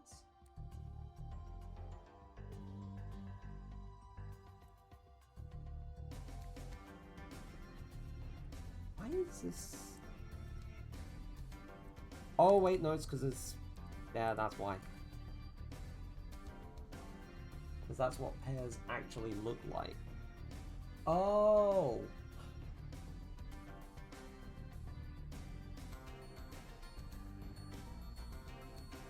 They have yellowy orange bottoms. Right, okay.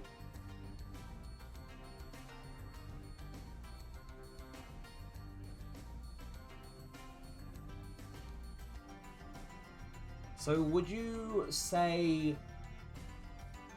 Hold on, let me also go back into here, into this window for Clip Studio.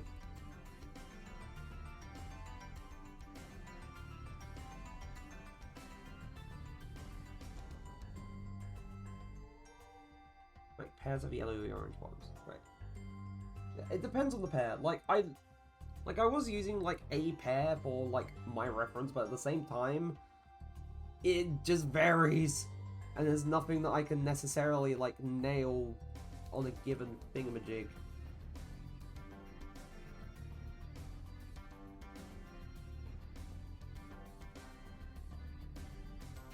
Yeah.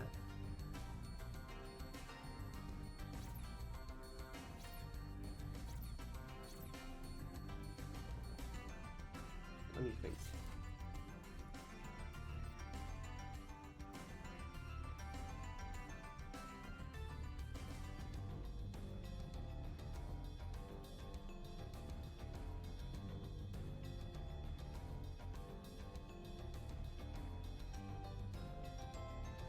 I mean, and now I'm looking at...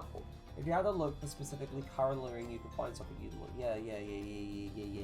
I'm looking at all the different types of pairs there are. There's the Bartlett pair, the Shinko pair, the Knee Tucker pair, the Conference pair, the Bosk pair, the Shin Lee pair, and the French Butter pair. Like, there's so many different types of pairs.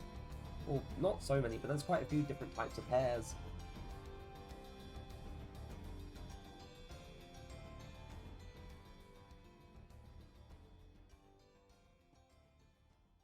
Concord pairs as well.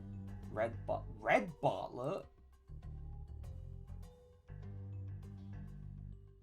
Yeah, that shade of green to dark. Yeah, I can see what you mean.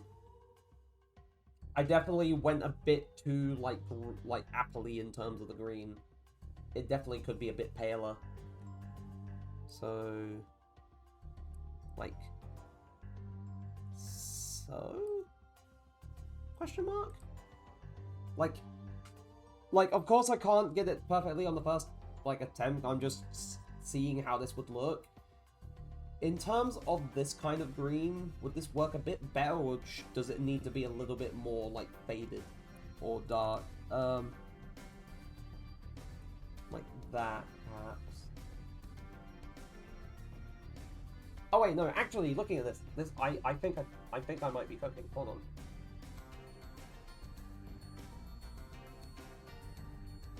This feels a lot more pear than it does apple. So I'm going to go into gradient, going to draw from the top to here.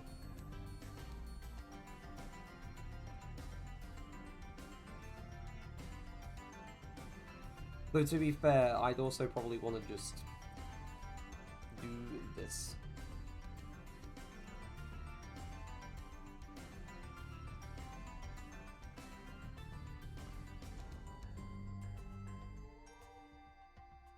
They'll probably use the rectangle tool to do this, just so it's not uneven.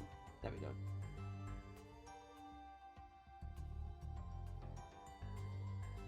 Right, because I'm thinking this is looking better now, in terms of like the lighter shade, but in terms of the darker shade, I don't know if this is...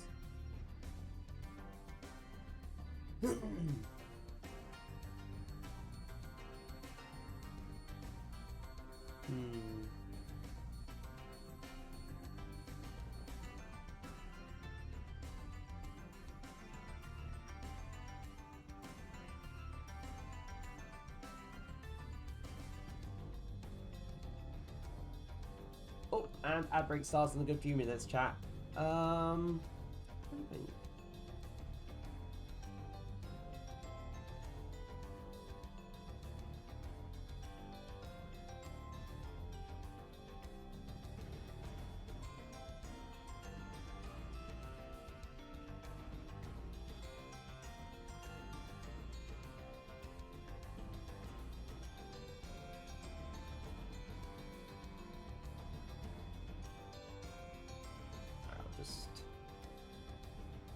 Ouch. Right. I'm gonna save. I'm gonna export. I'm gonna see how this looks in Blender. So pair texture, PNG. This is a lot more noticeable compared to the old one. So if we go into Blender.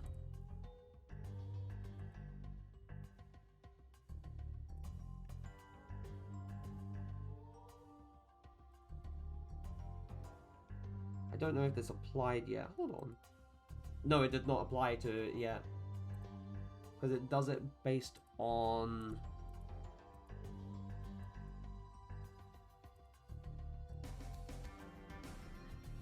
Okay, that... Yeah, there's a very harsh color change. Because Yeah. I need to try and think of a... Because this is more pear green. But compared to, like... Oh, wait. I minimized Clip Studio. Like, this is a lot better in terms of, like...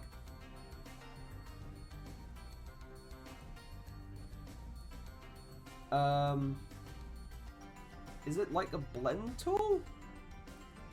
Is it the blend tool?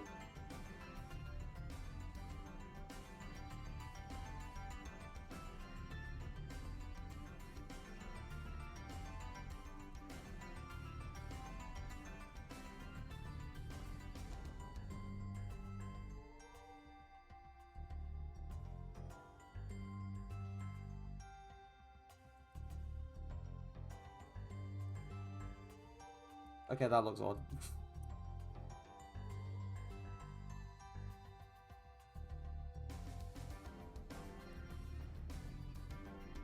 To be fair, I was making assumptions based on thinking, yeah, make the brush way bigger.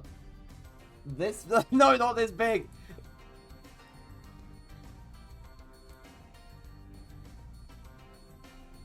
Also, ad break just started.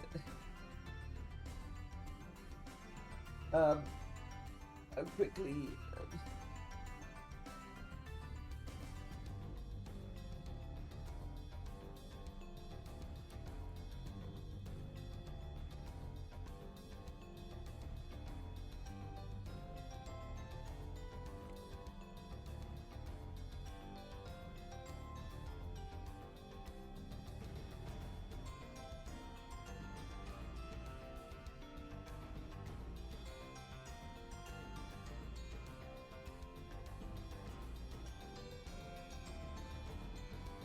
This looks a bit awkward. Hold on.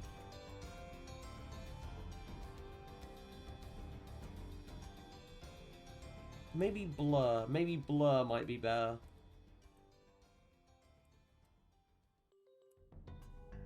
Oh wait, no, that fixed it.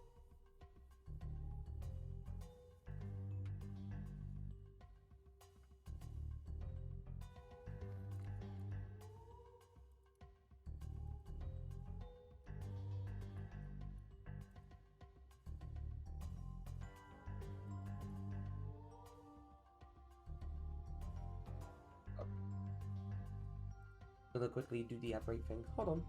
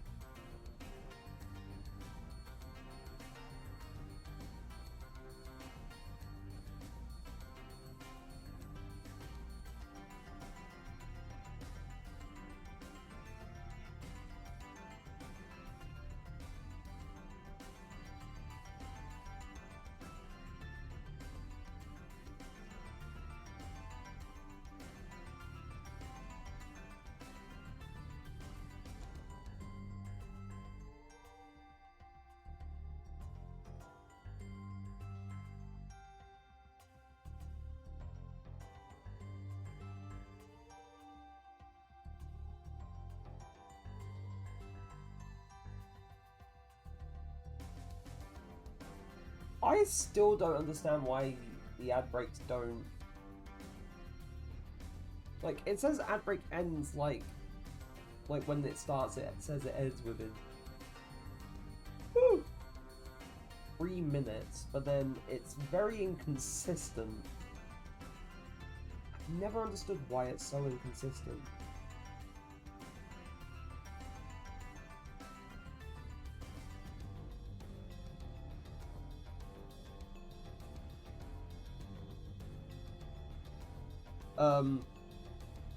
Like, the timer for ad breaks on OBS, and then, you know, how long people are actually stuck within ads for, that's what I mean. But yeah, no, before you said that in chat, I did sort of think about, using blur, and it does look a lot better.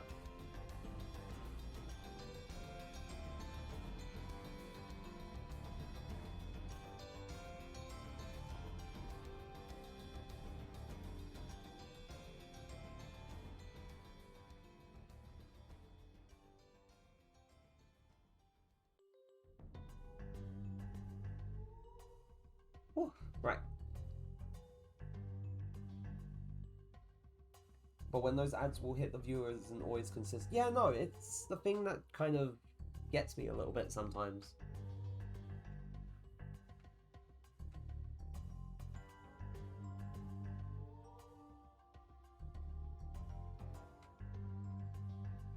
But yeah, no, I did use blur.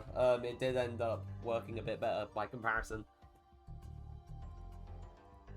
I am probably gonna do the gradient to sort of like push this up a little bit more so it works.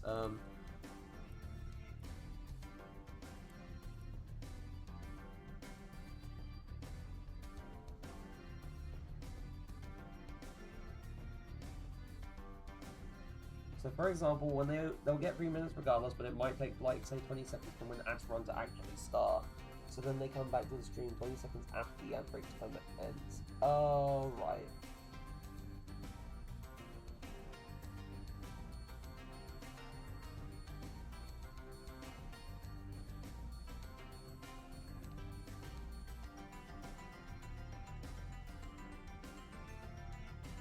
Gosh, right. So push those up. That's looking better. We're gonna export it.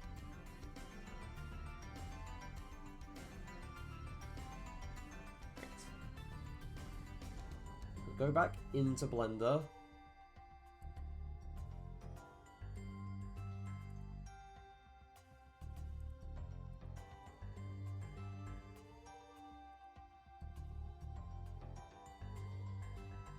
There we go. And that looks way better. Paired.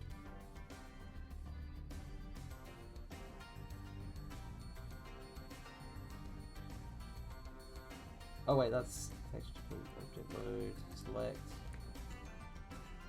Oops.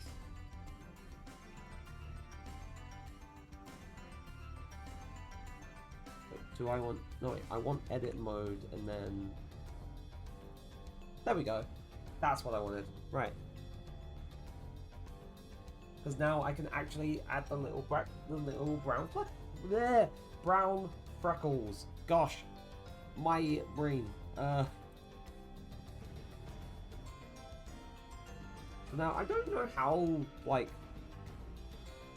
dark of a shade the freckles should be. That's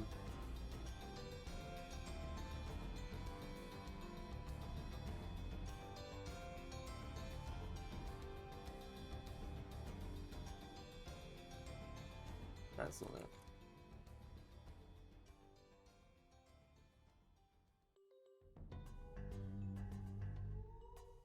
That's not it. That's sample. That's...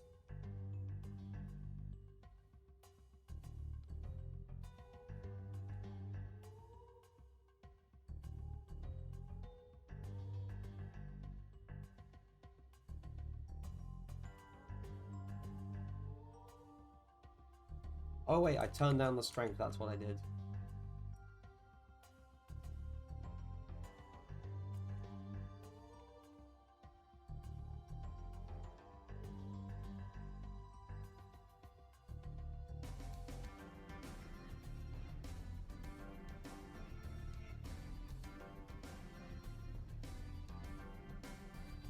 Right, 10.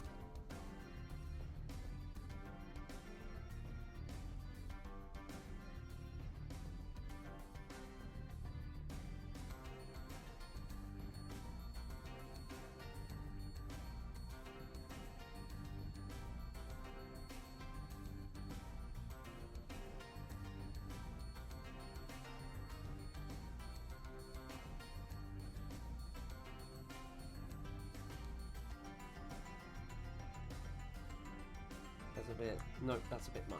Right.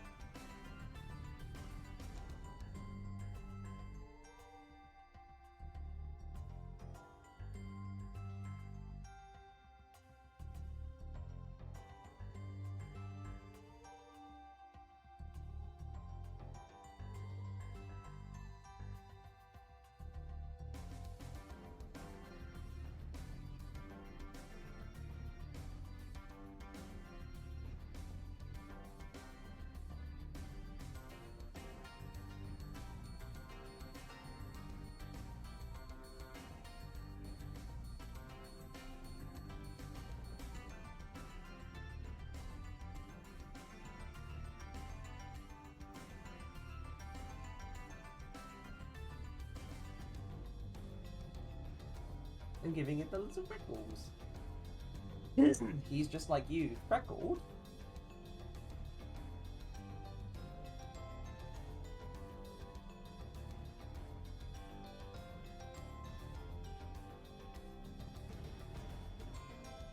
Yeah, I thought so.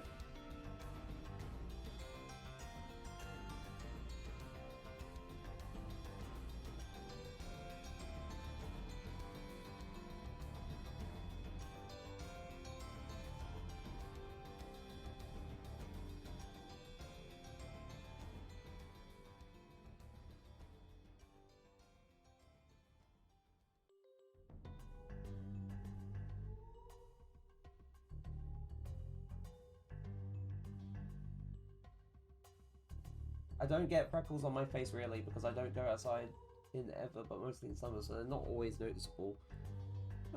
Yeah, I get that. But I don't think but they're all over my arm. To be fair, I've never really, I mean, that explains why I've never really noticed any freckles on you at all.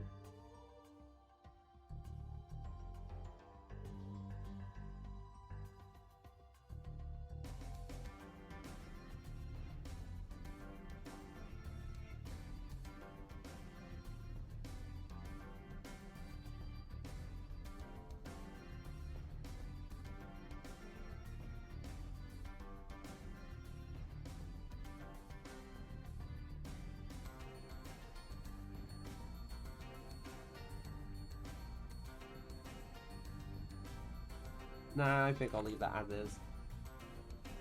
But yeah, I have sort of olive colour freckles. Oh. Ah.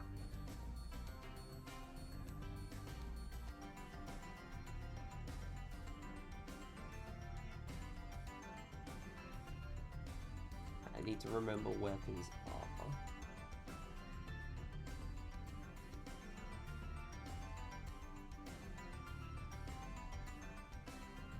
So front is there.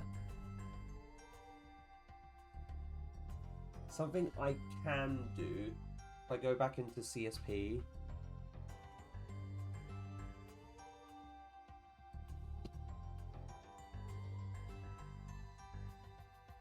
Right, rather than doing it, hold on.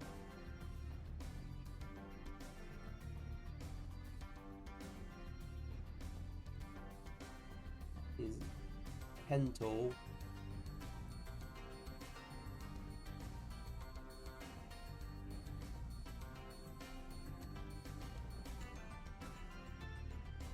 Yeah.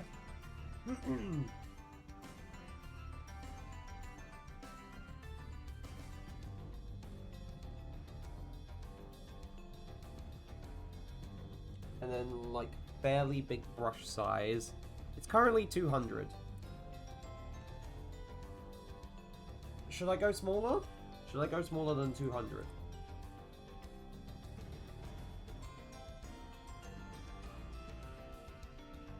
Yeah, tiny bit smaller than 200, yeah. So I'll go 100.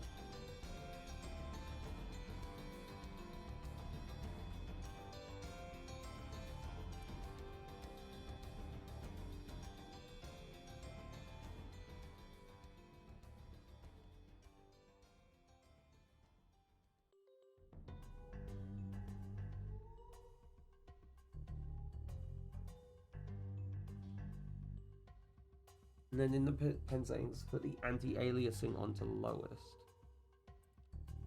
So, none.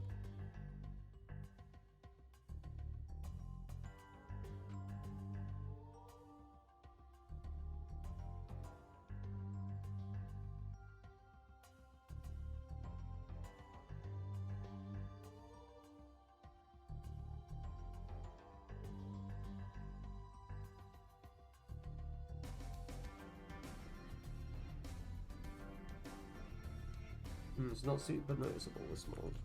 Yeah, no, I'm not noticing it that much. Because I know what you mean. I know what you're trying to go for. If I go like this,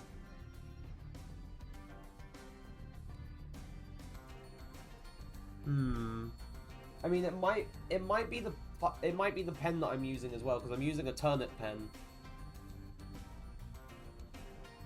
Or turnip pen, or whatever it's... Tummet pen? Is it a tummet pen?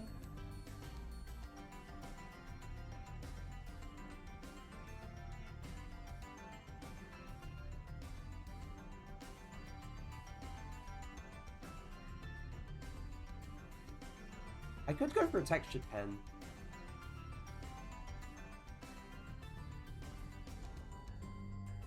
Oh yeah, no, textured pen might work better. Hold on. If I turn off the anti-aliasing...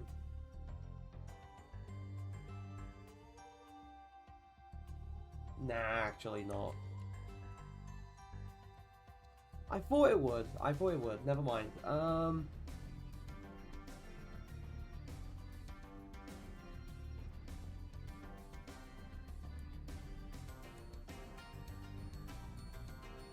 G pen is very... like... if I increase the size of the G pen, that's very... it doesn't make a difference. Real G pen...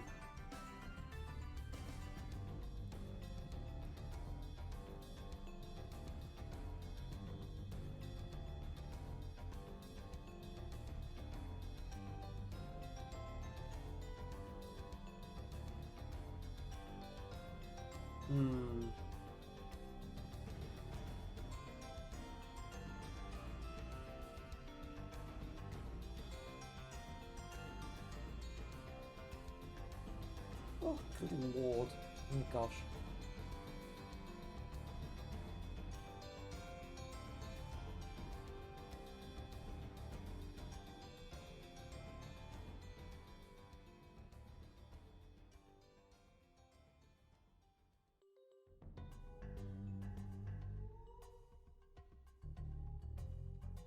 Okay, I think with real G pen it actually works a bit better if I just try and like either press directly inwards or sort of like patch it over over time like this.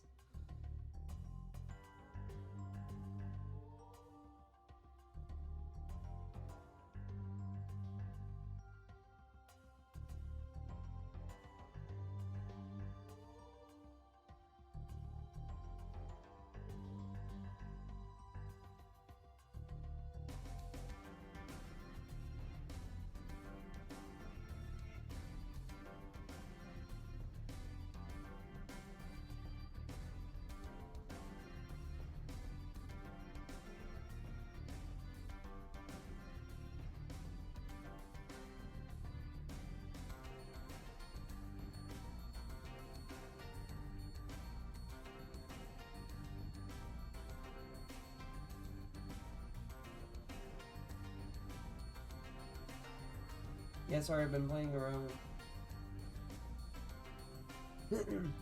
Yeah, no, it's weird. It's very weird. I decided to use real G pen and just like... yeah, no, that it definitely makes up for it. It makes up for it. I know what you were going for. I know what you were going for. It's just super weird why it just does corrections like this.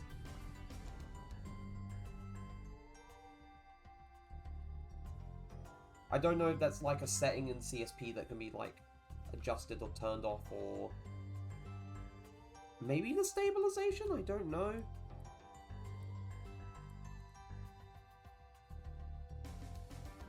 I don't think stabilization has anything to do with it, maybe. I don't know.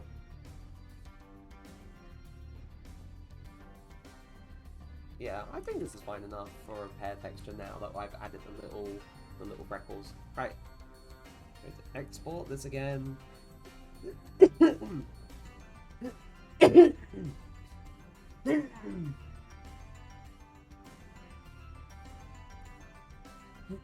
Gosh.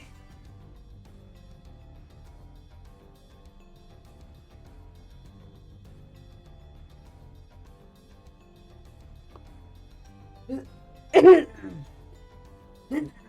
crying out loud. Ow. Right, there we go. So we do this, we export this, and then we hop back over into Blender, we open this, Okay, and now I can kind of see where we need to readjust the UV editing.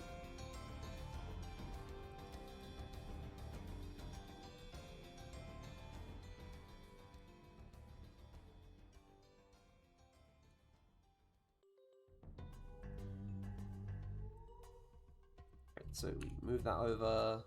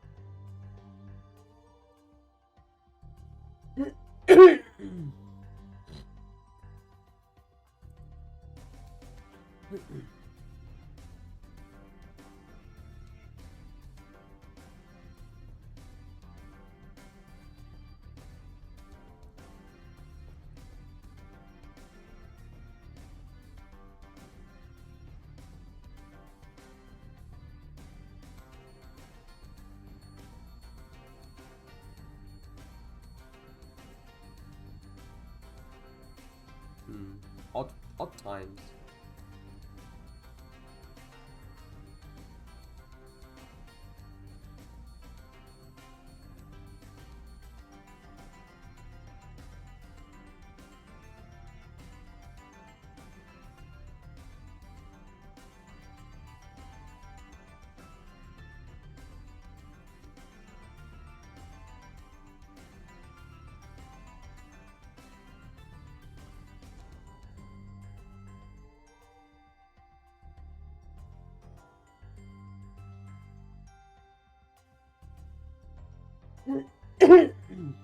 I definitely need to sort of like add more to like the areas that sort of map to here, here, and here, because it's kind of a bit sparse in places and it looks weird. So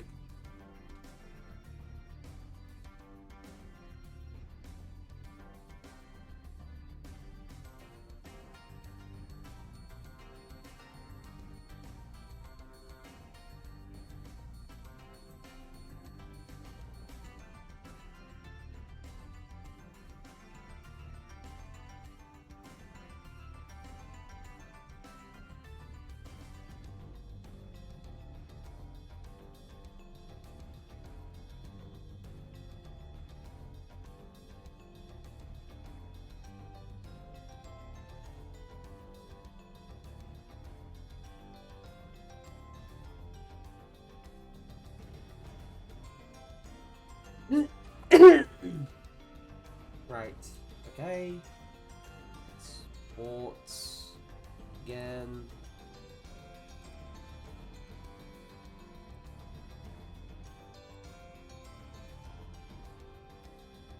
Right, I did not mean to go back into the engine. That's not what I meant to do. I'm gonna go back into Blender. We're going to do the thing again.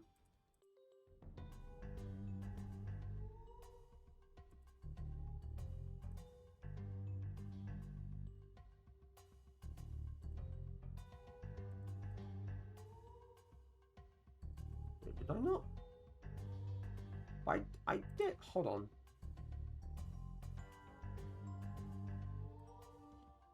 Right, export.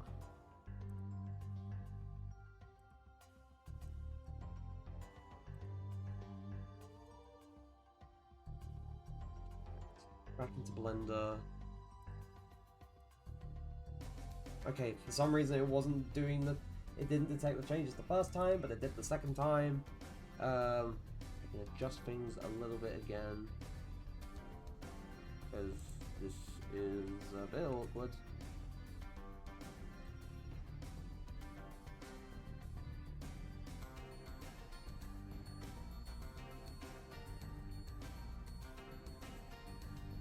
Right, I think for the time being this looks fine. I need to make sure that this is being applied properly. So if I open file...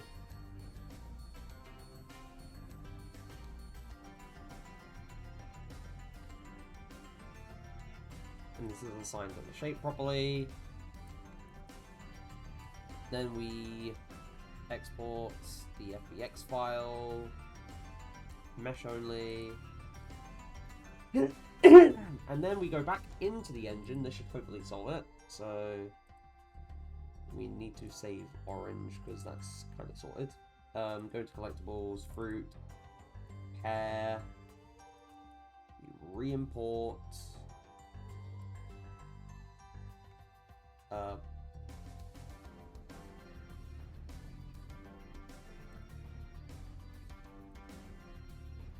Okay, did not sort. Alright, okay. Open CSP.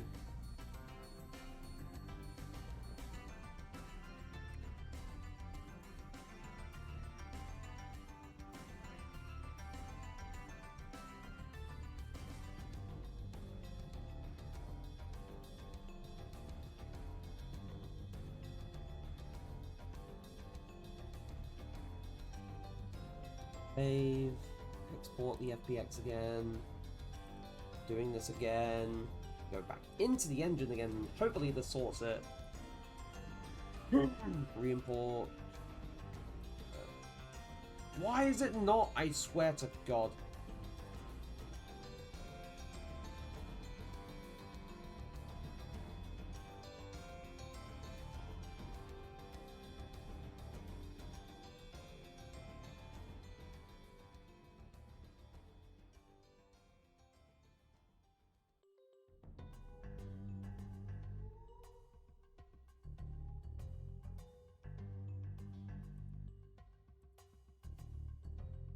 For some reason, it is not. Despite me having exported it multiple times, or unless I need to go into layout. Go into layout, go into material settings.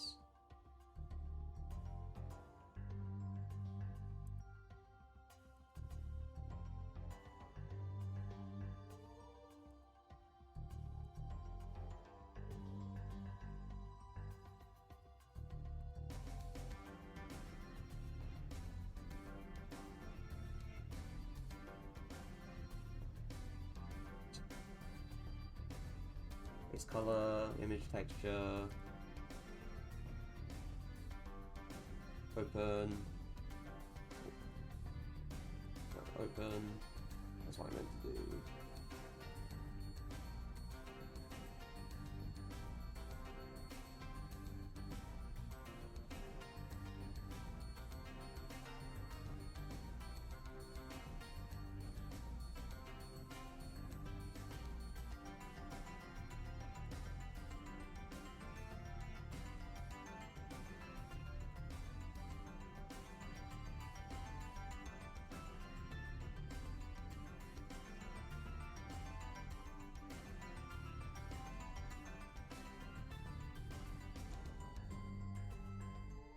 I should call this pair map.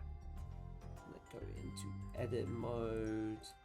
Select the whole thing. Assign pair mat. Make sure it's done properly. Save. Can we export it? And it's kind of annoying that this is not doing this properly. So right, so export. I make sure that it's limit to selected objects as well. So export the FBX, go into the engine. I'm gonna re-import.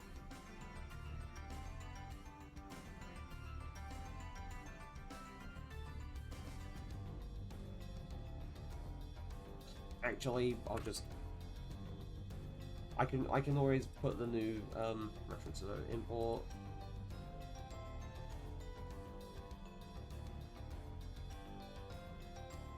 There we go.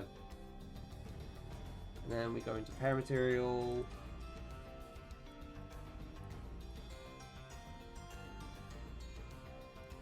We take the PlayStation effect, paste it here, set it to an unlit.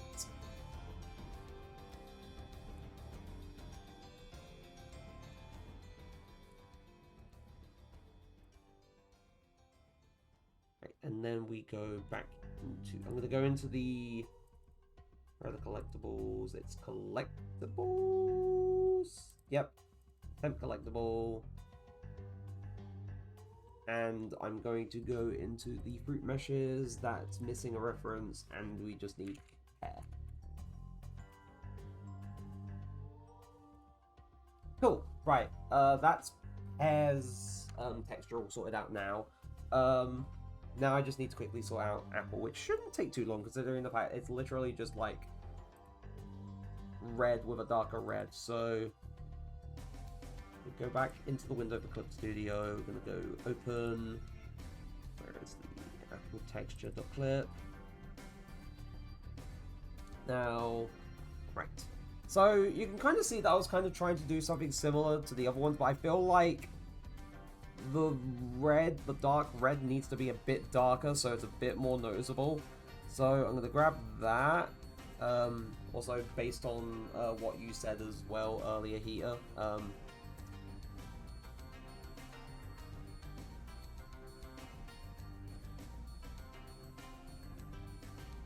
wait, whoops.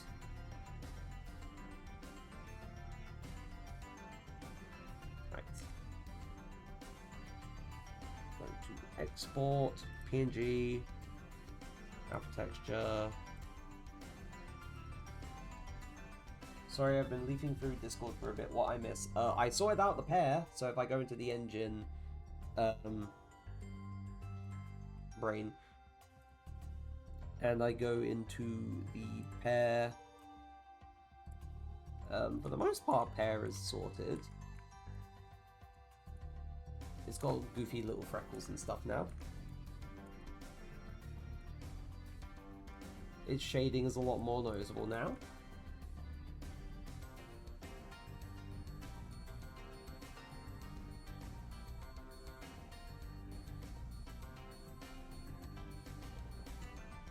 He doing the vertex wobble. He's doing the vertex wobble. He's doing the PlayStation 1 little vertex wobble thing.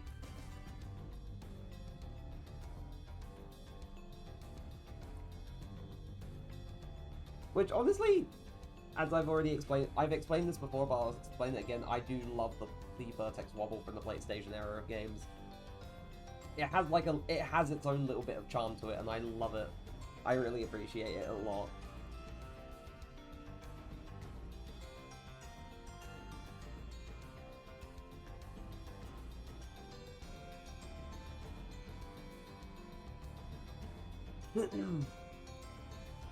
Right.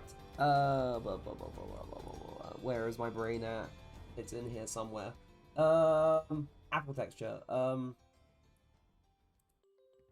I finished exporting that, so that's what I did. And then I was gonna go back into Blender, because now I need to say adios to the pair. Open the... Oh yeah, because I accidentally made it into the fruit. It's so fun that elements like that were a result of the tech at the time is now something you can program to work. It's cool. Like, that's like a whole like thing within like making a material function to sort of like, oh, we're getting the points at these positions and we're sort of like making them sort of like jostle around and possibly pixelating them and stuff like that, and it's cool. So this is the apple. The apple shading is not that great with the original texture, so I'm going to get rid of the original material. I'm going to make a new material. Yeah, it's something like bug turned feature, which is great. I'm going to call this apple matte. We're going to first get rid of the specular stuff, the roughness and the sheen tint and everything that I don't need at all. The emission stuff as well. Apple matte. I said apple matte, but I can understand why you thought I said apple mac. Right, we're going image texture. We open the apple texture, and I think it's looking a bit matte, short for material.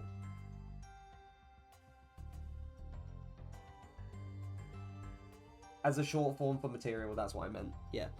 And then I'm gonna go into the UV editing, because this, unlike the other thing, is right. I'm gonna redo the unwrap.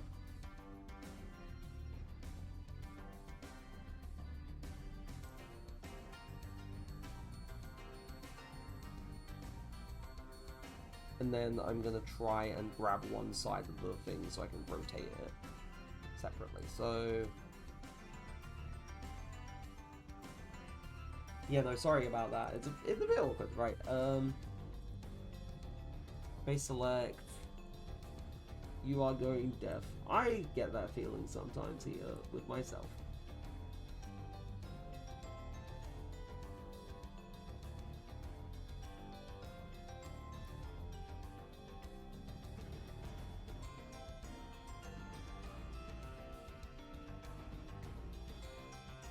And then I'm going to grab the other side. I'm going to try and grab the other side.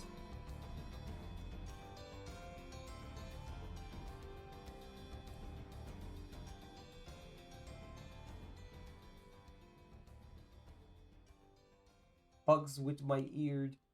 No! Etor, no! Banish the second monitor again. What have you done to me? Is it good time? Or is it other thing time?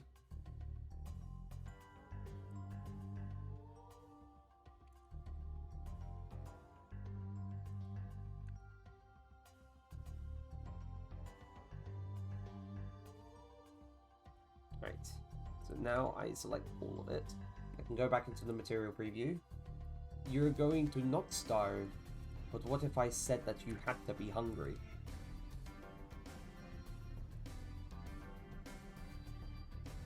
What if I said you had to starve?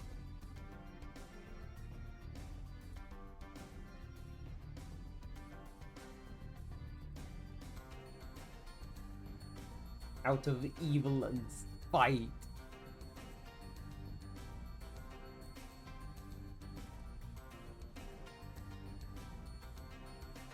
Being partially hungry is sadly part of playing this game. Damn it! My plan is foiled. Right, so that's one side in terms of the stem. Whoopsie daisy!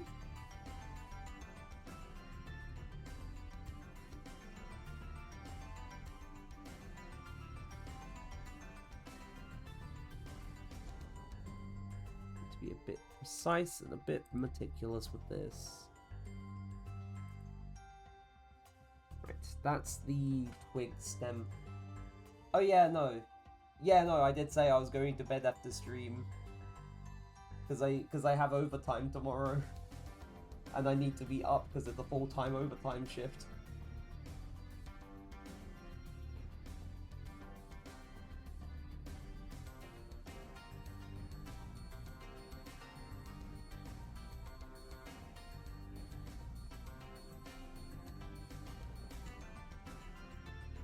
No!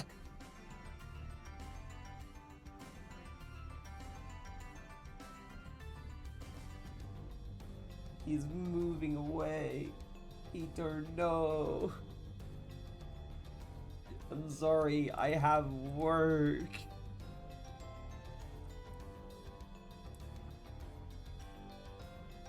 I am so sad. I know, I'm sorry. I have work.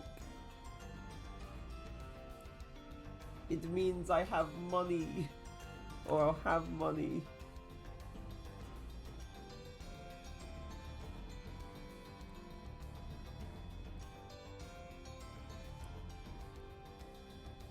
Actually, I should have done this, I mean, I need to move this over.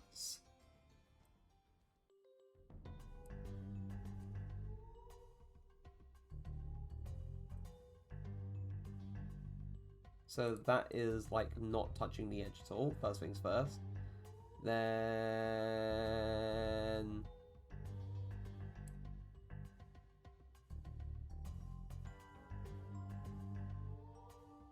Can't believe my employed friends can't spend unlimited amounts of time with me because of this whore called job.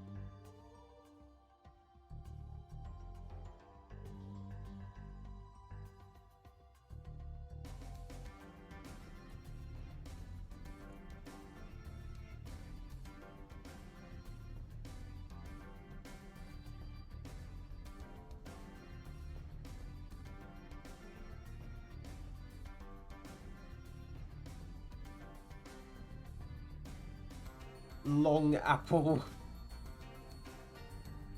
Next time on Dragon Ball Z.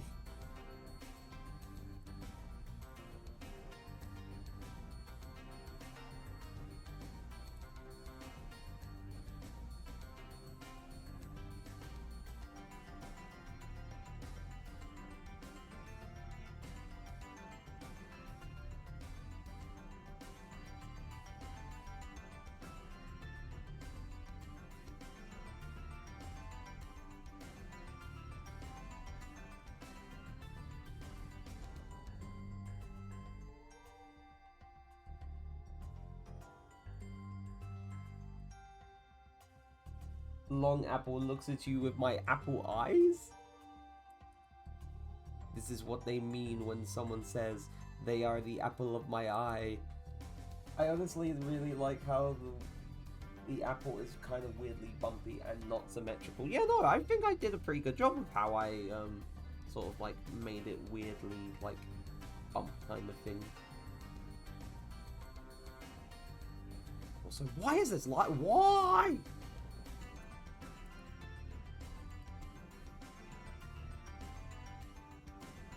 If I'm looking at things from the front,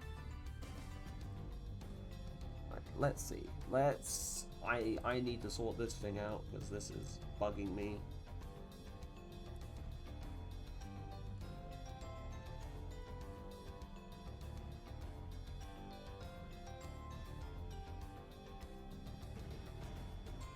Hold on. He feels real.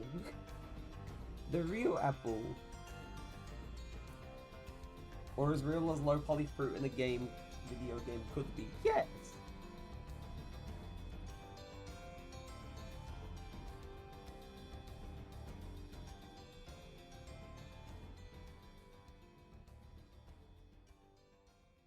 Why is this being weird?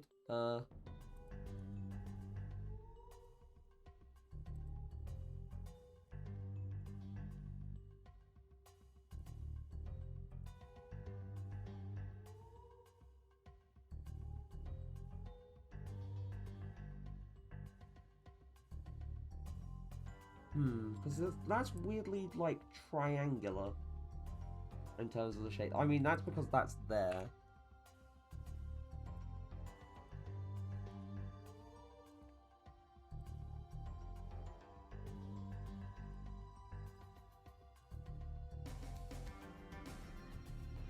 But it's because of here that's weird, where it's like... Oh, it's probably also because it's triangular.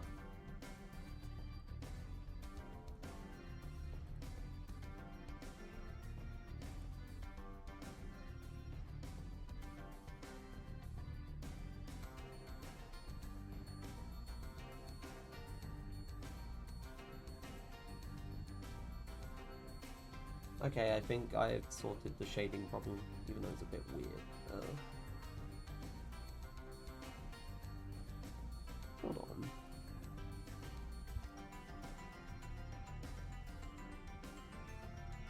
I think this looks better. Hold on. We're going to export the file, mesh, and then we're going to go back into the engine. Also, my feet itch for some reason. Everything itches.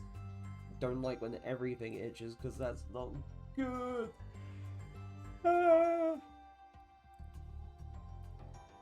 Gosh. We're gonna re-import the apple. Okay, no, actually, I should have.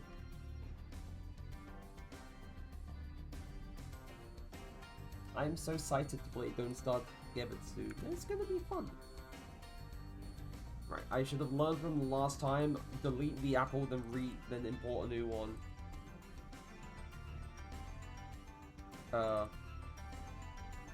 Why do you look like this? Why do you look like this? Where is your material? Did you not have an... I don't think I assigned the material. Whoops. Maybe tomorrow before I stream. After I finish work? Yeah, probably. When I get in from work and have dinner and map and stuff. Right, I need to assign the material. I forgot to assign the material. And I'm just going to repeatedly click that just to make sure I've done it. Going to export, FBX. I'm going to go back into the engine. I'm going to re-import this. Okay, I did not. We're going to delete this.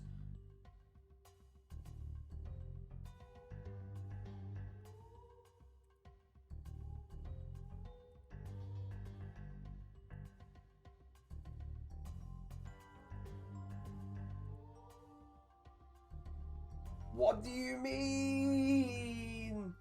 I have a mod that I've been itching to see if it works because it's very outdated, but if it doesn't, I do have some other things that you find in me. Ooh.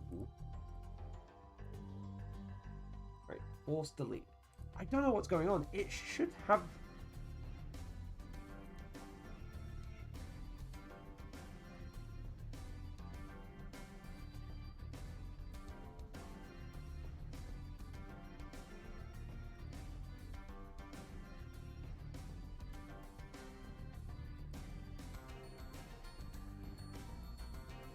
Workshop support. Yeah, no, because the original doesn't have that.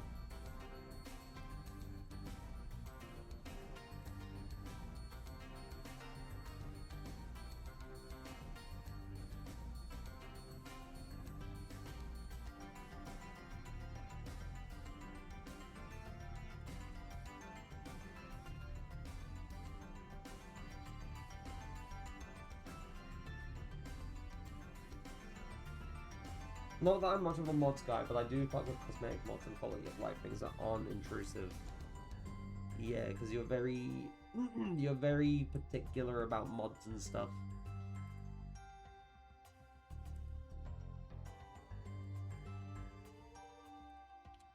Why is this being like this?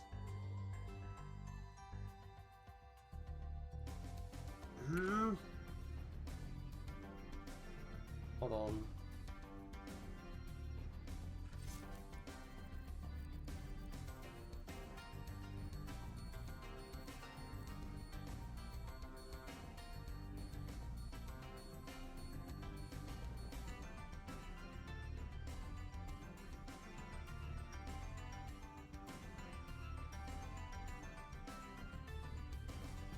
Yeah, need support.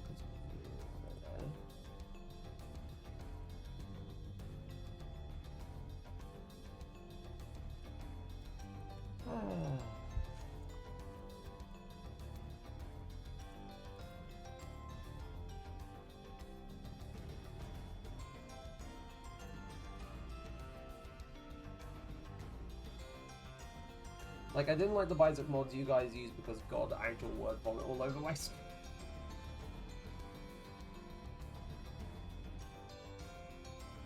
I swear, every single time I write bot beacon as a ban reason, I get way more aggressive with it. I'm slowly getting more aggressive with it until it's like, ah!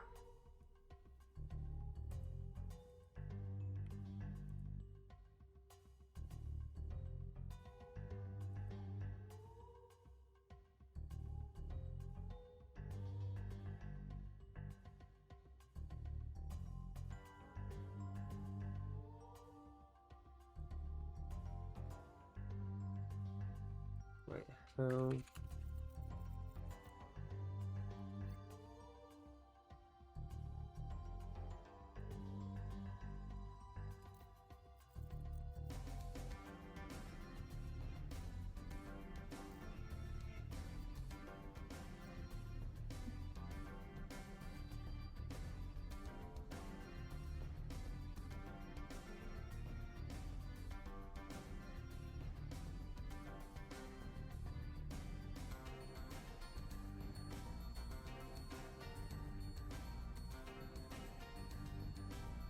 give me a sec. There must be...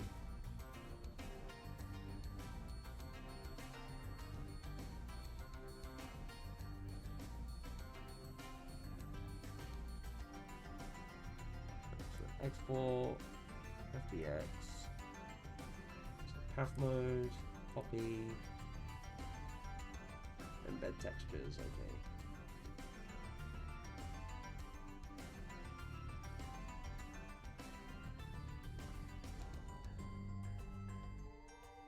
What's my uptime? Mod view doesn't tell me. In terms of stream length? 2 hours 52 minutes.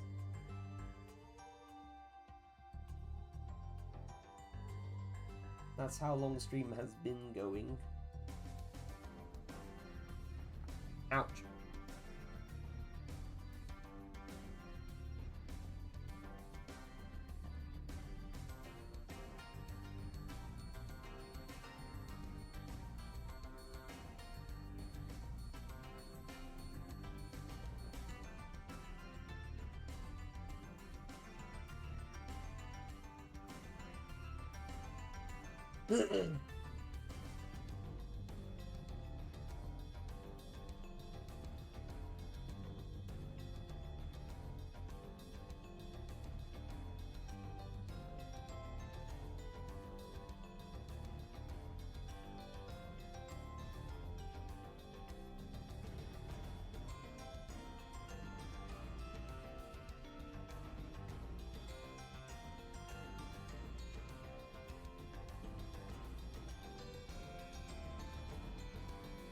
Ouch.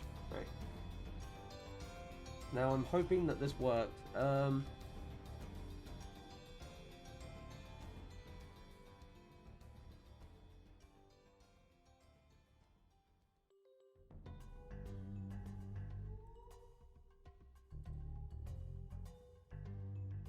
Why is it not including my textures?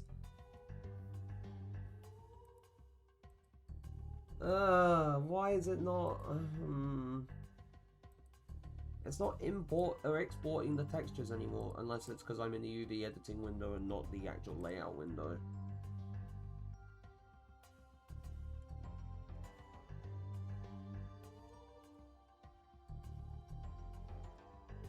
That might be, but that hasn't really stopped it before. It shouldn't.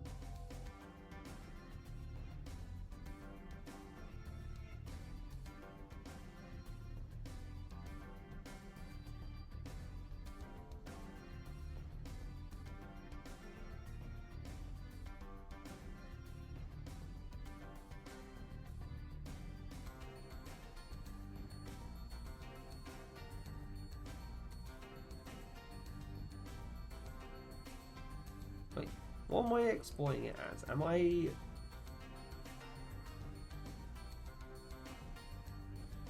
Oh. Now I realize where I've been going wrong. Oh, okay, whoops. Listen, it's a slight error, slight import to, and I need to import fruit base.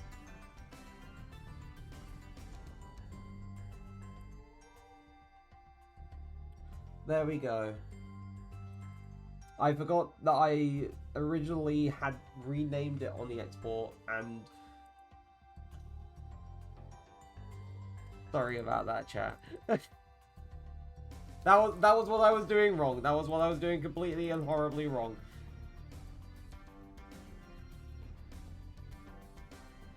You spotted where the... Oh, alright.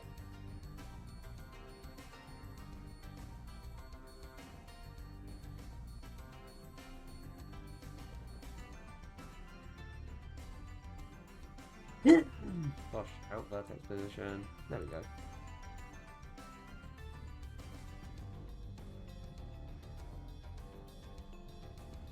If I go in here, I want to look where is...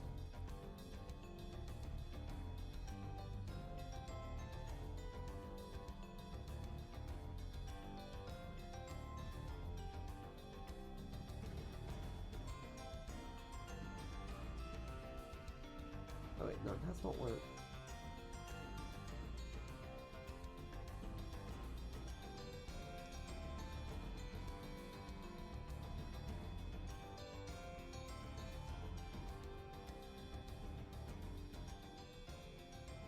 Oh, no, now I remember where I plug in, like, the pixelation amount. Now I remember.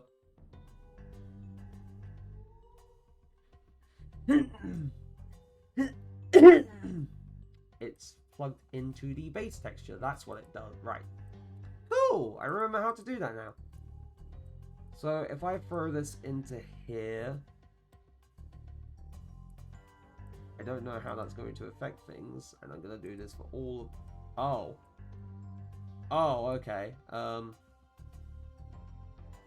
that's how that affects that. Okay. If I throw that into... Well, that's...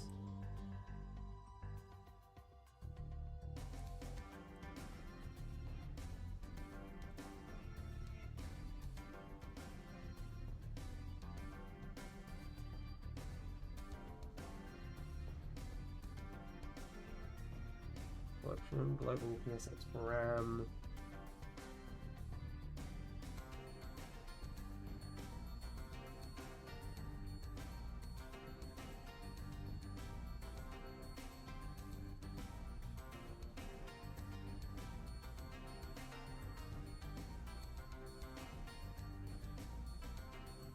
Okay, so I don't do that, right?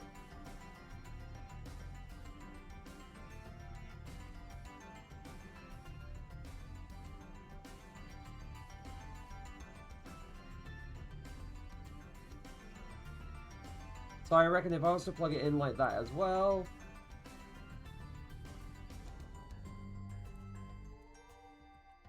it would lose. Yeah, it would just become a flat. Right. Okay. Right. I need to work out more of the kinks for this. So it's a bit odd.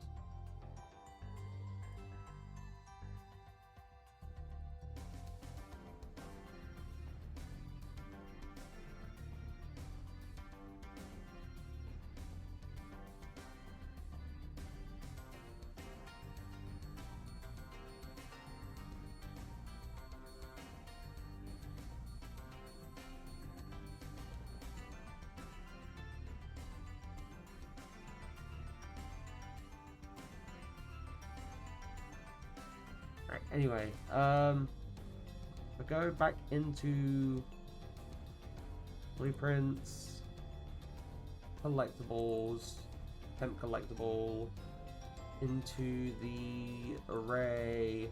I need to replace that with fruit base. Where it is?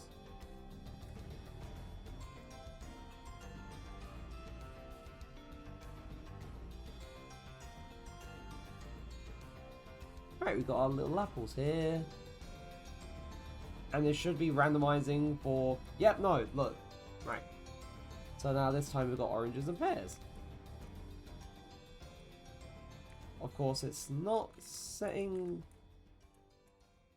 to not be, you know, possible to collide with these things. So I think there's something that I'm missing in terms of that. That should be... If I go into switch on e-collectible types, that's not it. Rotation, there. Right.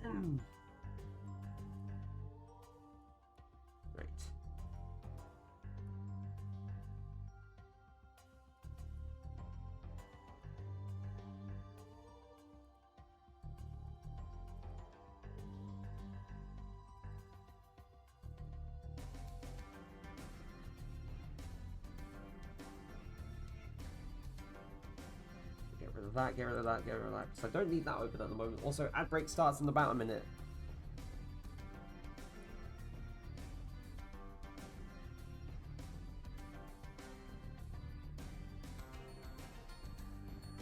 Oh yeah, I need to actually set the collision enabled for the collectible mesh 2.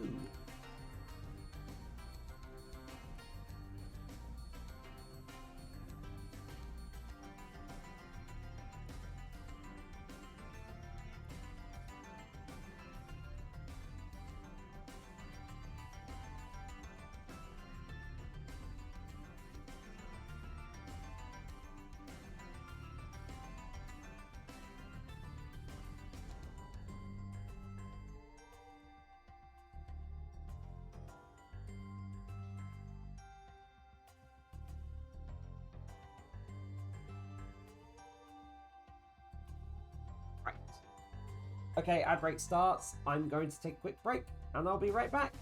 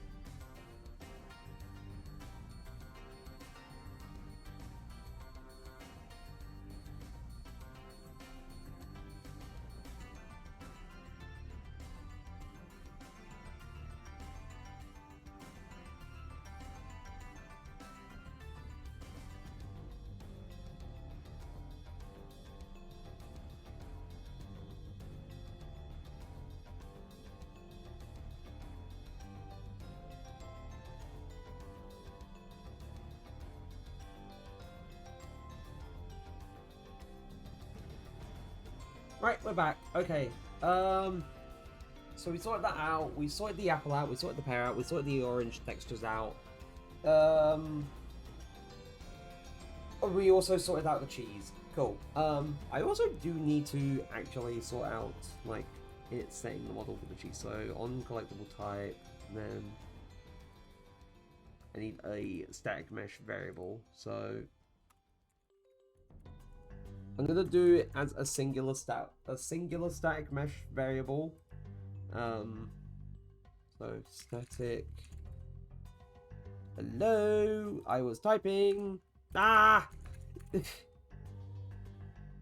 Static mesh object reference, and then we're gonna say set static mesh. Get collectible mesh, which is our target. And then we're going to get a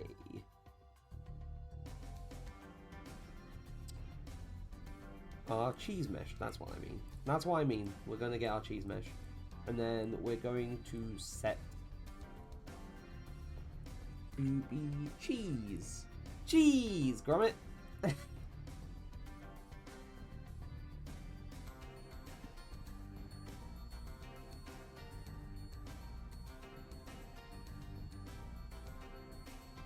Fucking cheese. Stinky cheese. No, I don't fucking stink. I am just silly.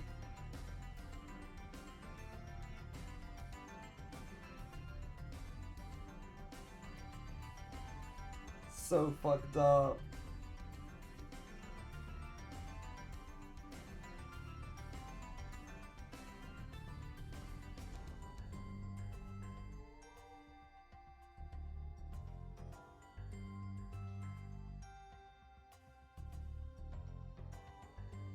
Right. So now if I go into the map and I set this as a primary collectible instead of a secondary collectible, we now have our cheese.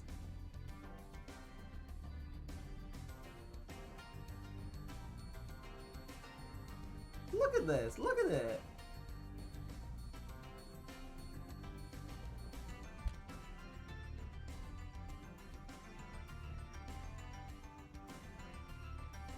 Spin. Oh yeah, the one, I forgot there was a slight cut on my finger from doing stuff at work. Pressing the keyboard like that hurt.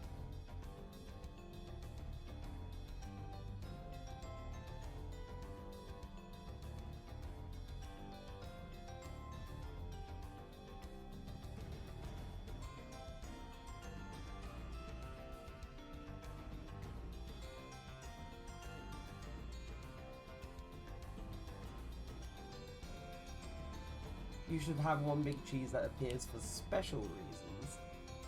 What do you mean by special reasons? Elaborate, my heated friend.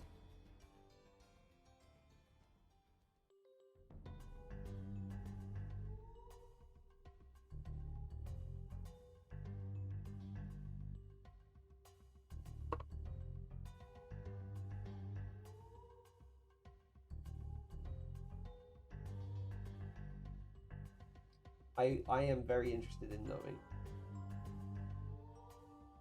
I'm also writing a thing down.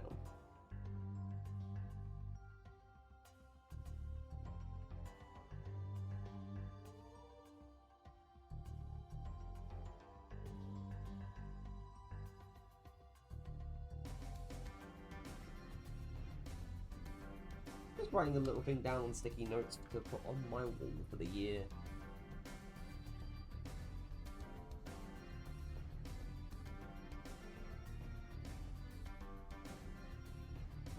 So, oh yeah, no, I remember another thing that I was gonna do. I need to, like, I don't know, as a result of a particular quest or a funny Easter egg, maybe sentient.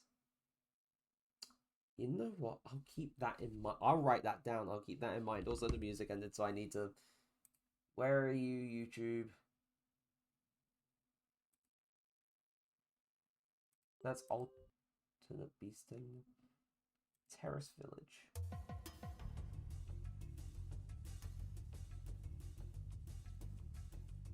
There we go. But I'll write that down.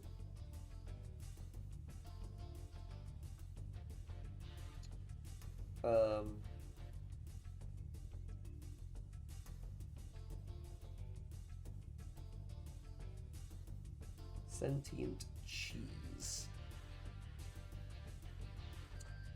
Sentient cheese. Right, that. Right, so the thing that I completely forgot that I was going to do. So we're in object mode. We're going to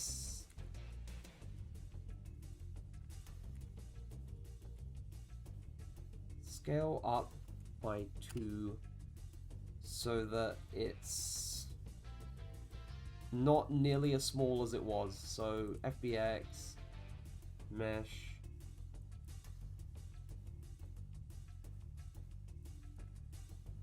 and then open. Where is pair?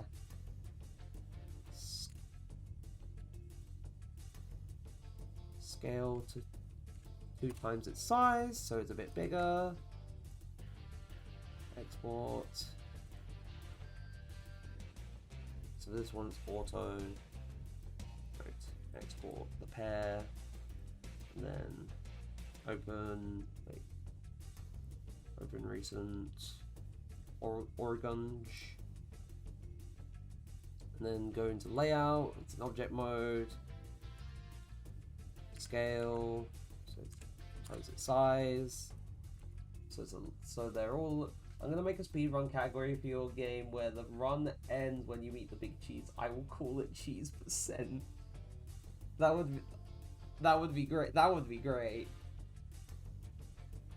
Right, we're going to export this little thingamajiggy again, and then that's them all resized, and then we're gonna go into the models, the modelers, the thingamajigs.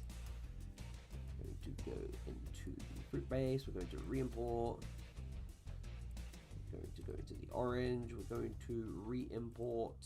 And we're going to go into the pear, we're going to re-import.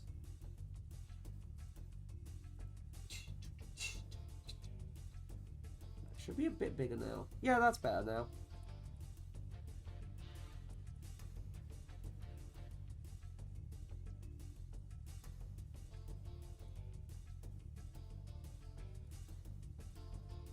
Now, from pointing it out with the, with playing as the rat in the game, you can kind of tell where I'm a bit concerned about, being able to see through parts of the model when, the player is jumping or they're moving, and so on and so forth. And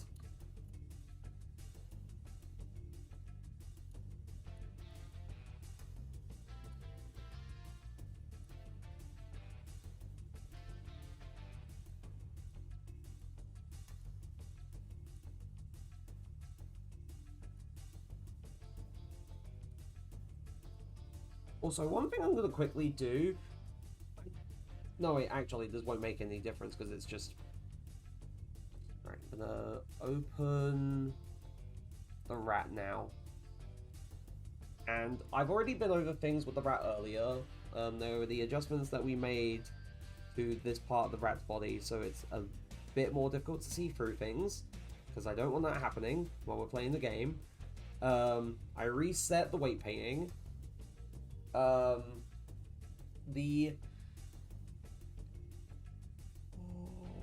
Gosh. Oh gosh. Oh, sorry about that, chat. Right.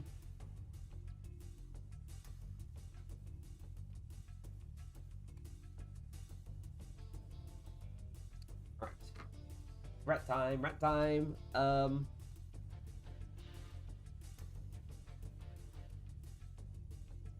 Yeah, I'm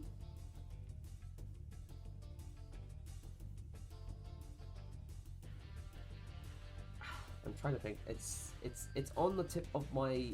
It's in my mind.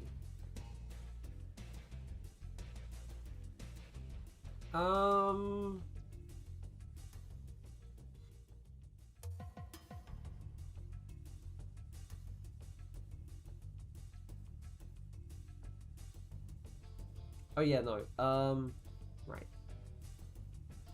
I don't know whether to save this as I'll probably save it as a separate version, so I'll say it Ratplat v2. Save it as Ratplat v2.blend. So I can keep this separate from the original file in case things go wrong with trying to set this up. So... Right. I'm going to take this mirror modifier. Right, we're going to go into object mode first. We're going to take this mirror modifier, and we're going to apply it. And then when we go into edit mode, everything is now selectable. Everything, all the faces on both sides are now selectable. Now.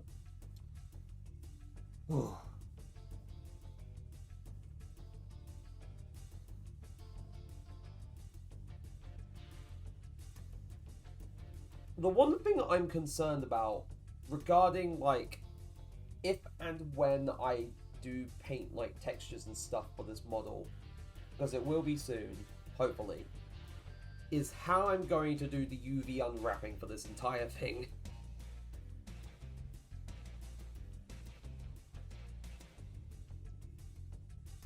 There's probably a particular way that people do it for character models, and I could probably look it up, but I am very unsure. So, yes, but first things first, where is weight painting? Weight painting, of course, everything is blue, everything has been reset. So, from my understanding, you want things to have, like, the most control, like, you want it to be red along the extremities, it said? So, like, on hands and the head and stuff. I am not 100% sure in myself. So, weight painting guide blender. Today you are There's a video on weight painting in 2 minutes. Is there captions? Oh, there is.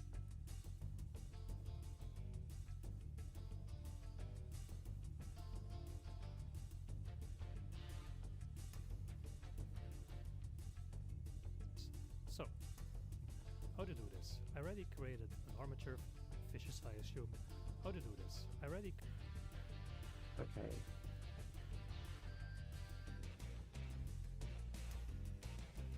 Select the mesh, then shift click on the armature.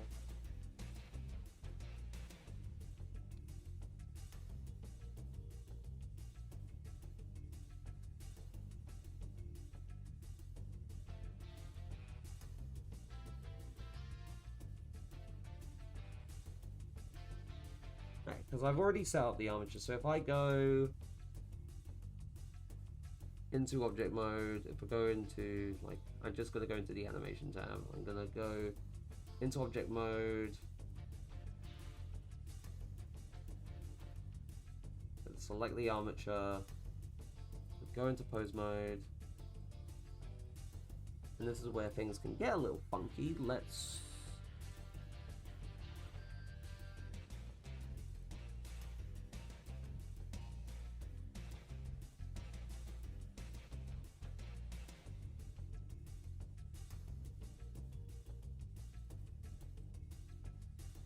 So say, for example, I can't see the bloody armature. There we go. Say, for example, we take this, I rotate this.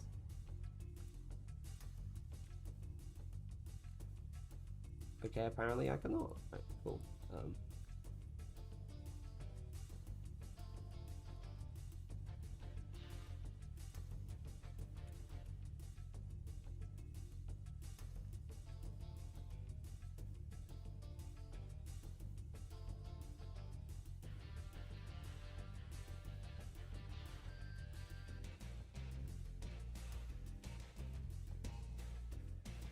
Okay, so I think resetting the weight paints might have also reset how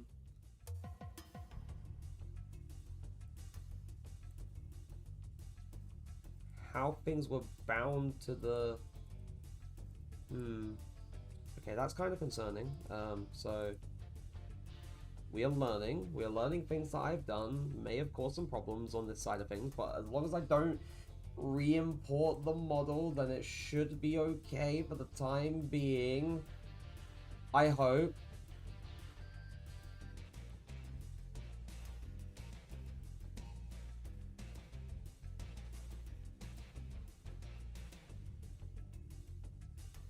Right.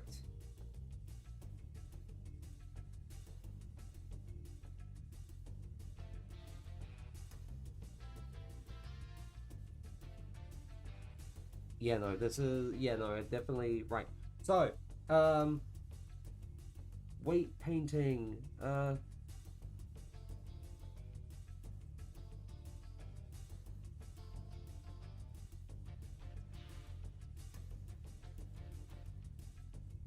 object mode.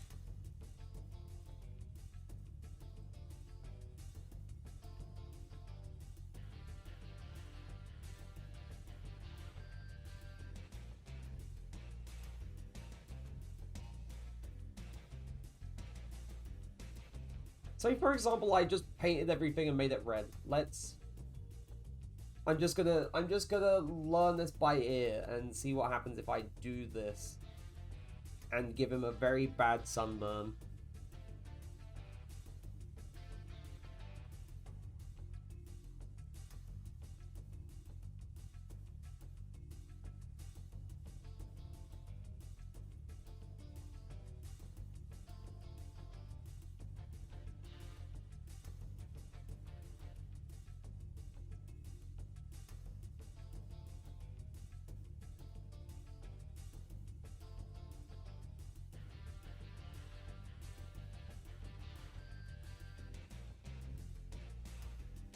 So now if I go into object mode, or go into layout, go into pose mode.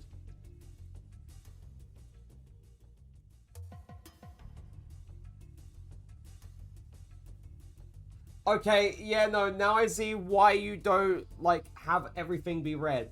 Because this is rotating the entire bloody model along there.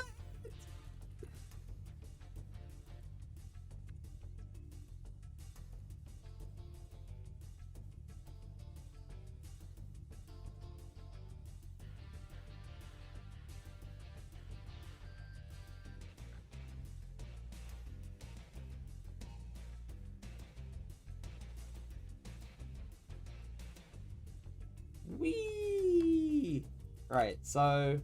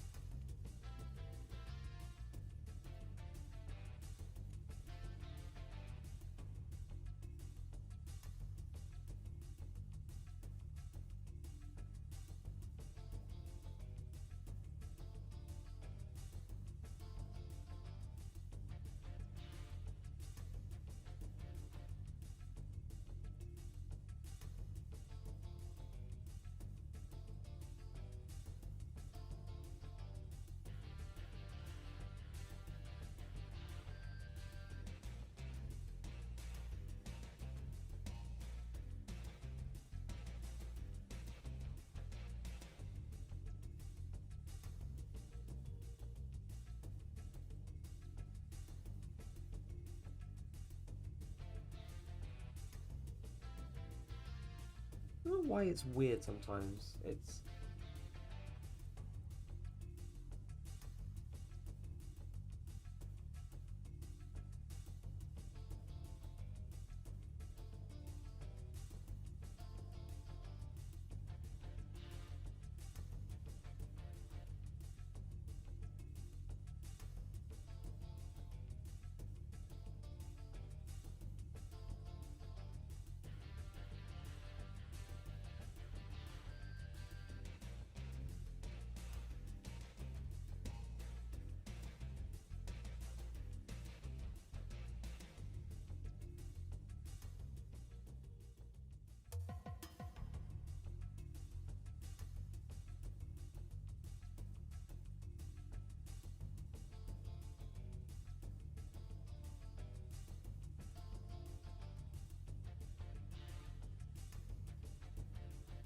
If I go into...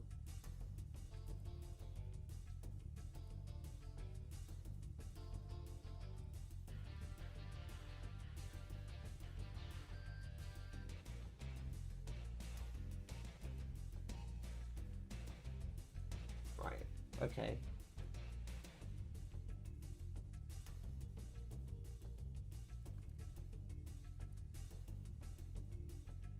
So if I go back into object mode, select the mesh, go back into weight paint.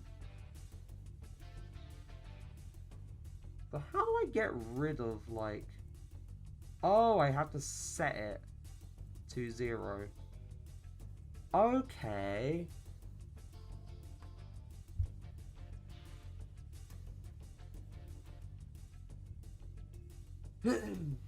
Okay, that's interesting. Right.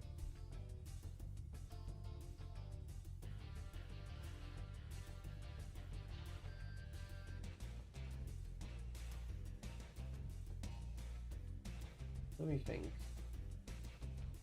Brain.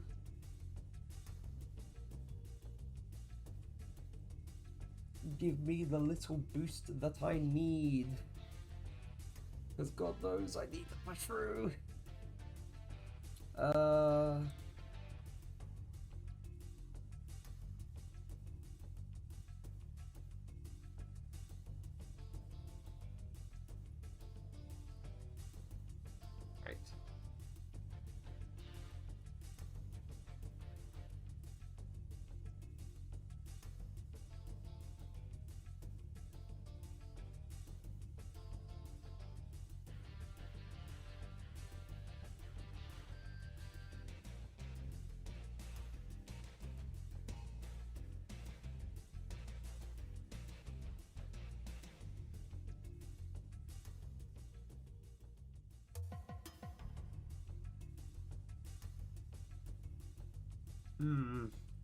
Let me think.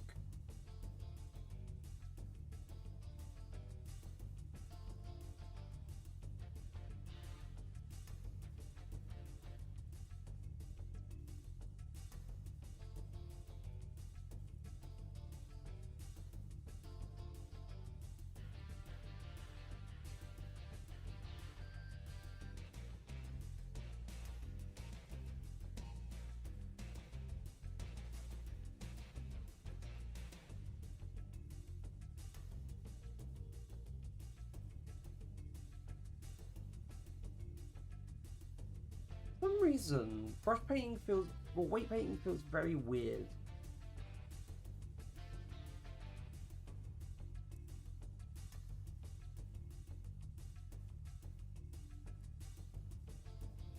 Like, it feels very inconsistent with when it does and doesn't apply weight.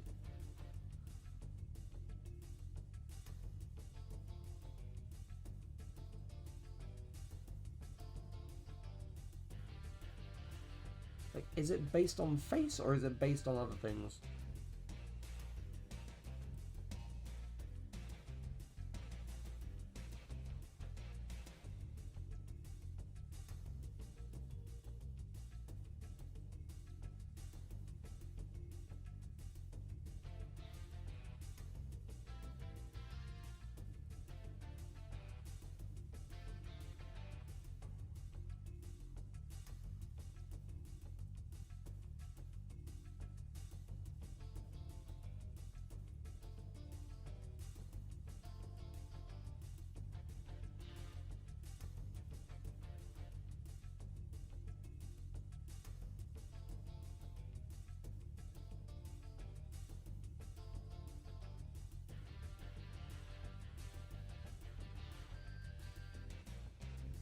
Hmm.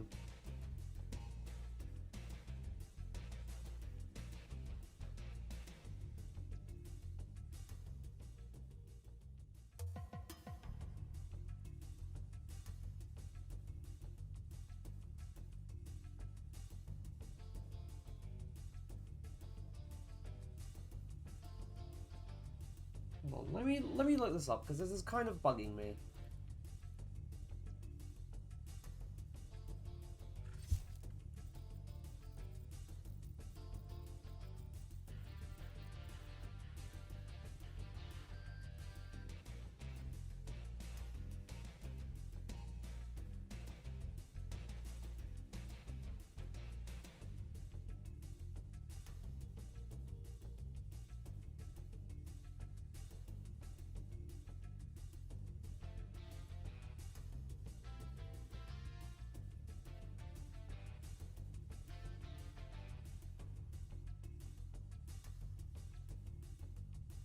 Oh wait, I've figured it out.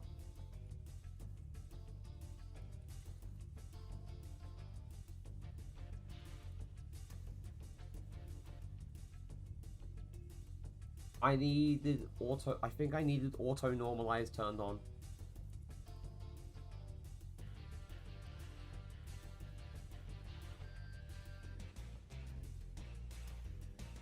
Unless I'm wrong and I still haven't found the solution. Seems like it's working better.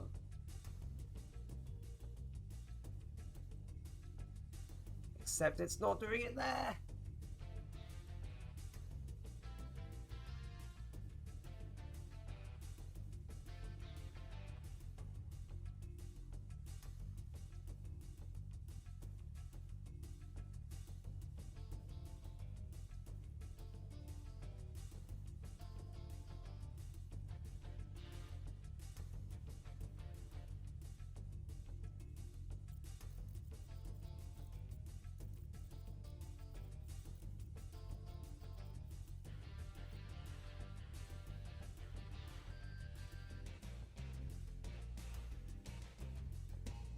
brush settings using.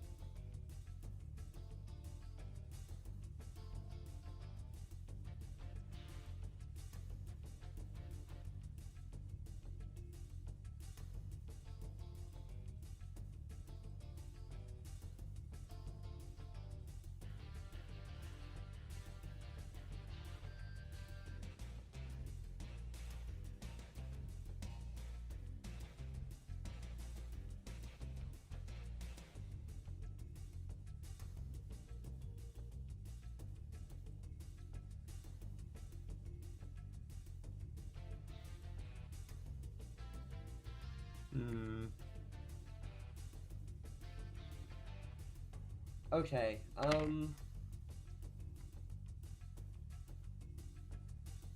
kind of bashing my head against the brick wall here, and I'm kind of going in trying to do this, like, trial and error thing, which I guess really doesn't really... Oh, wait, whoops, I accidentally re-enabled that. Sorry about that. Which really doesn't work for this kind of thing.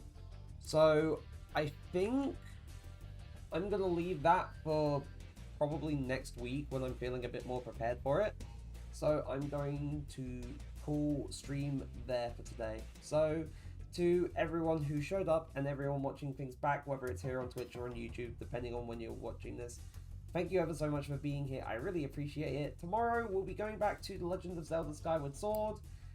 I originally intended to do that on Friday, but the dungeon race or the dungeon contest mode happened instead, so I wanted to do that. But we'll be back to Skyward Sword tomorrow. I feel like we're not too far from completing that. Same with Infinite Wealth, and I bloody well hope so with Infinite Wealth because of the Majima game coming out in, I believe, over a week now. And if it does turn out that I need to use what would normally be break stream days to finish the game, then I will do that, because I don't want to be spoiled for the Majima game at all. I want to play it just as I'm, you know, at launch and as it's going on, so, you know, that's what I want to do. But I will probably accommodate for that. But yeah, tomorrow will be Skyward Sword. But again, thank you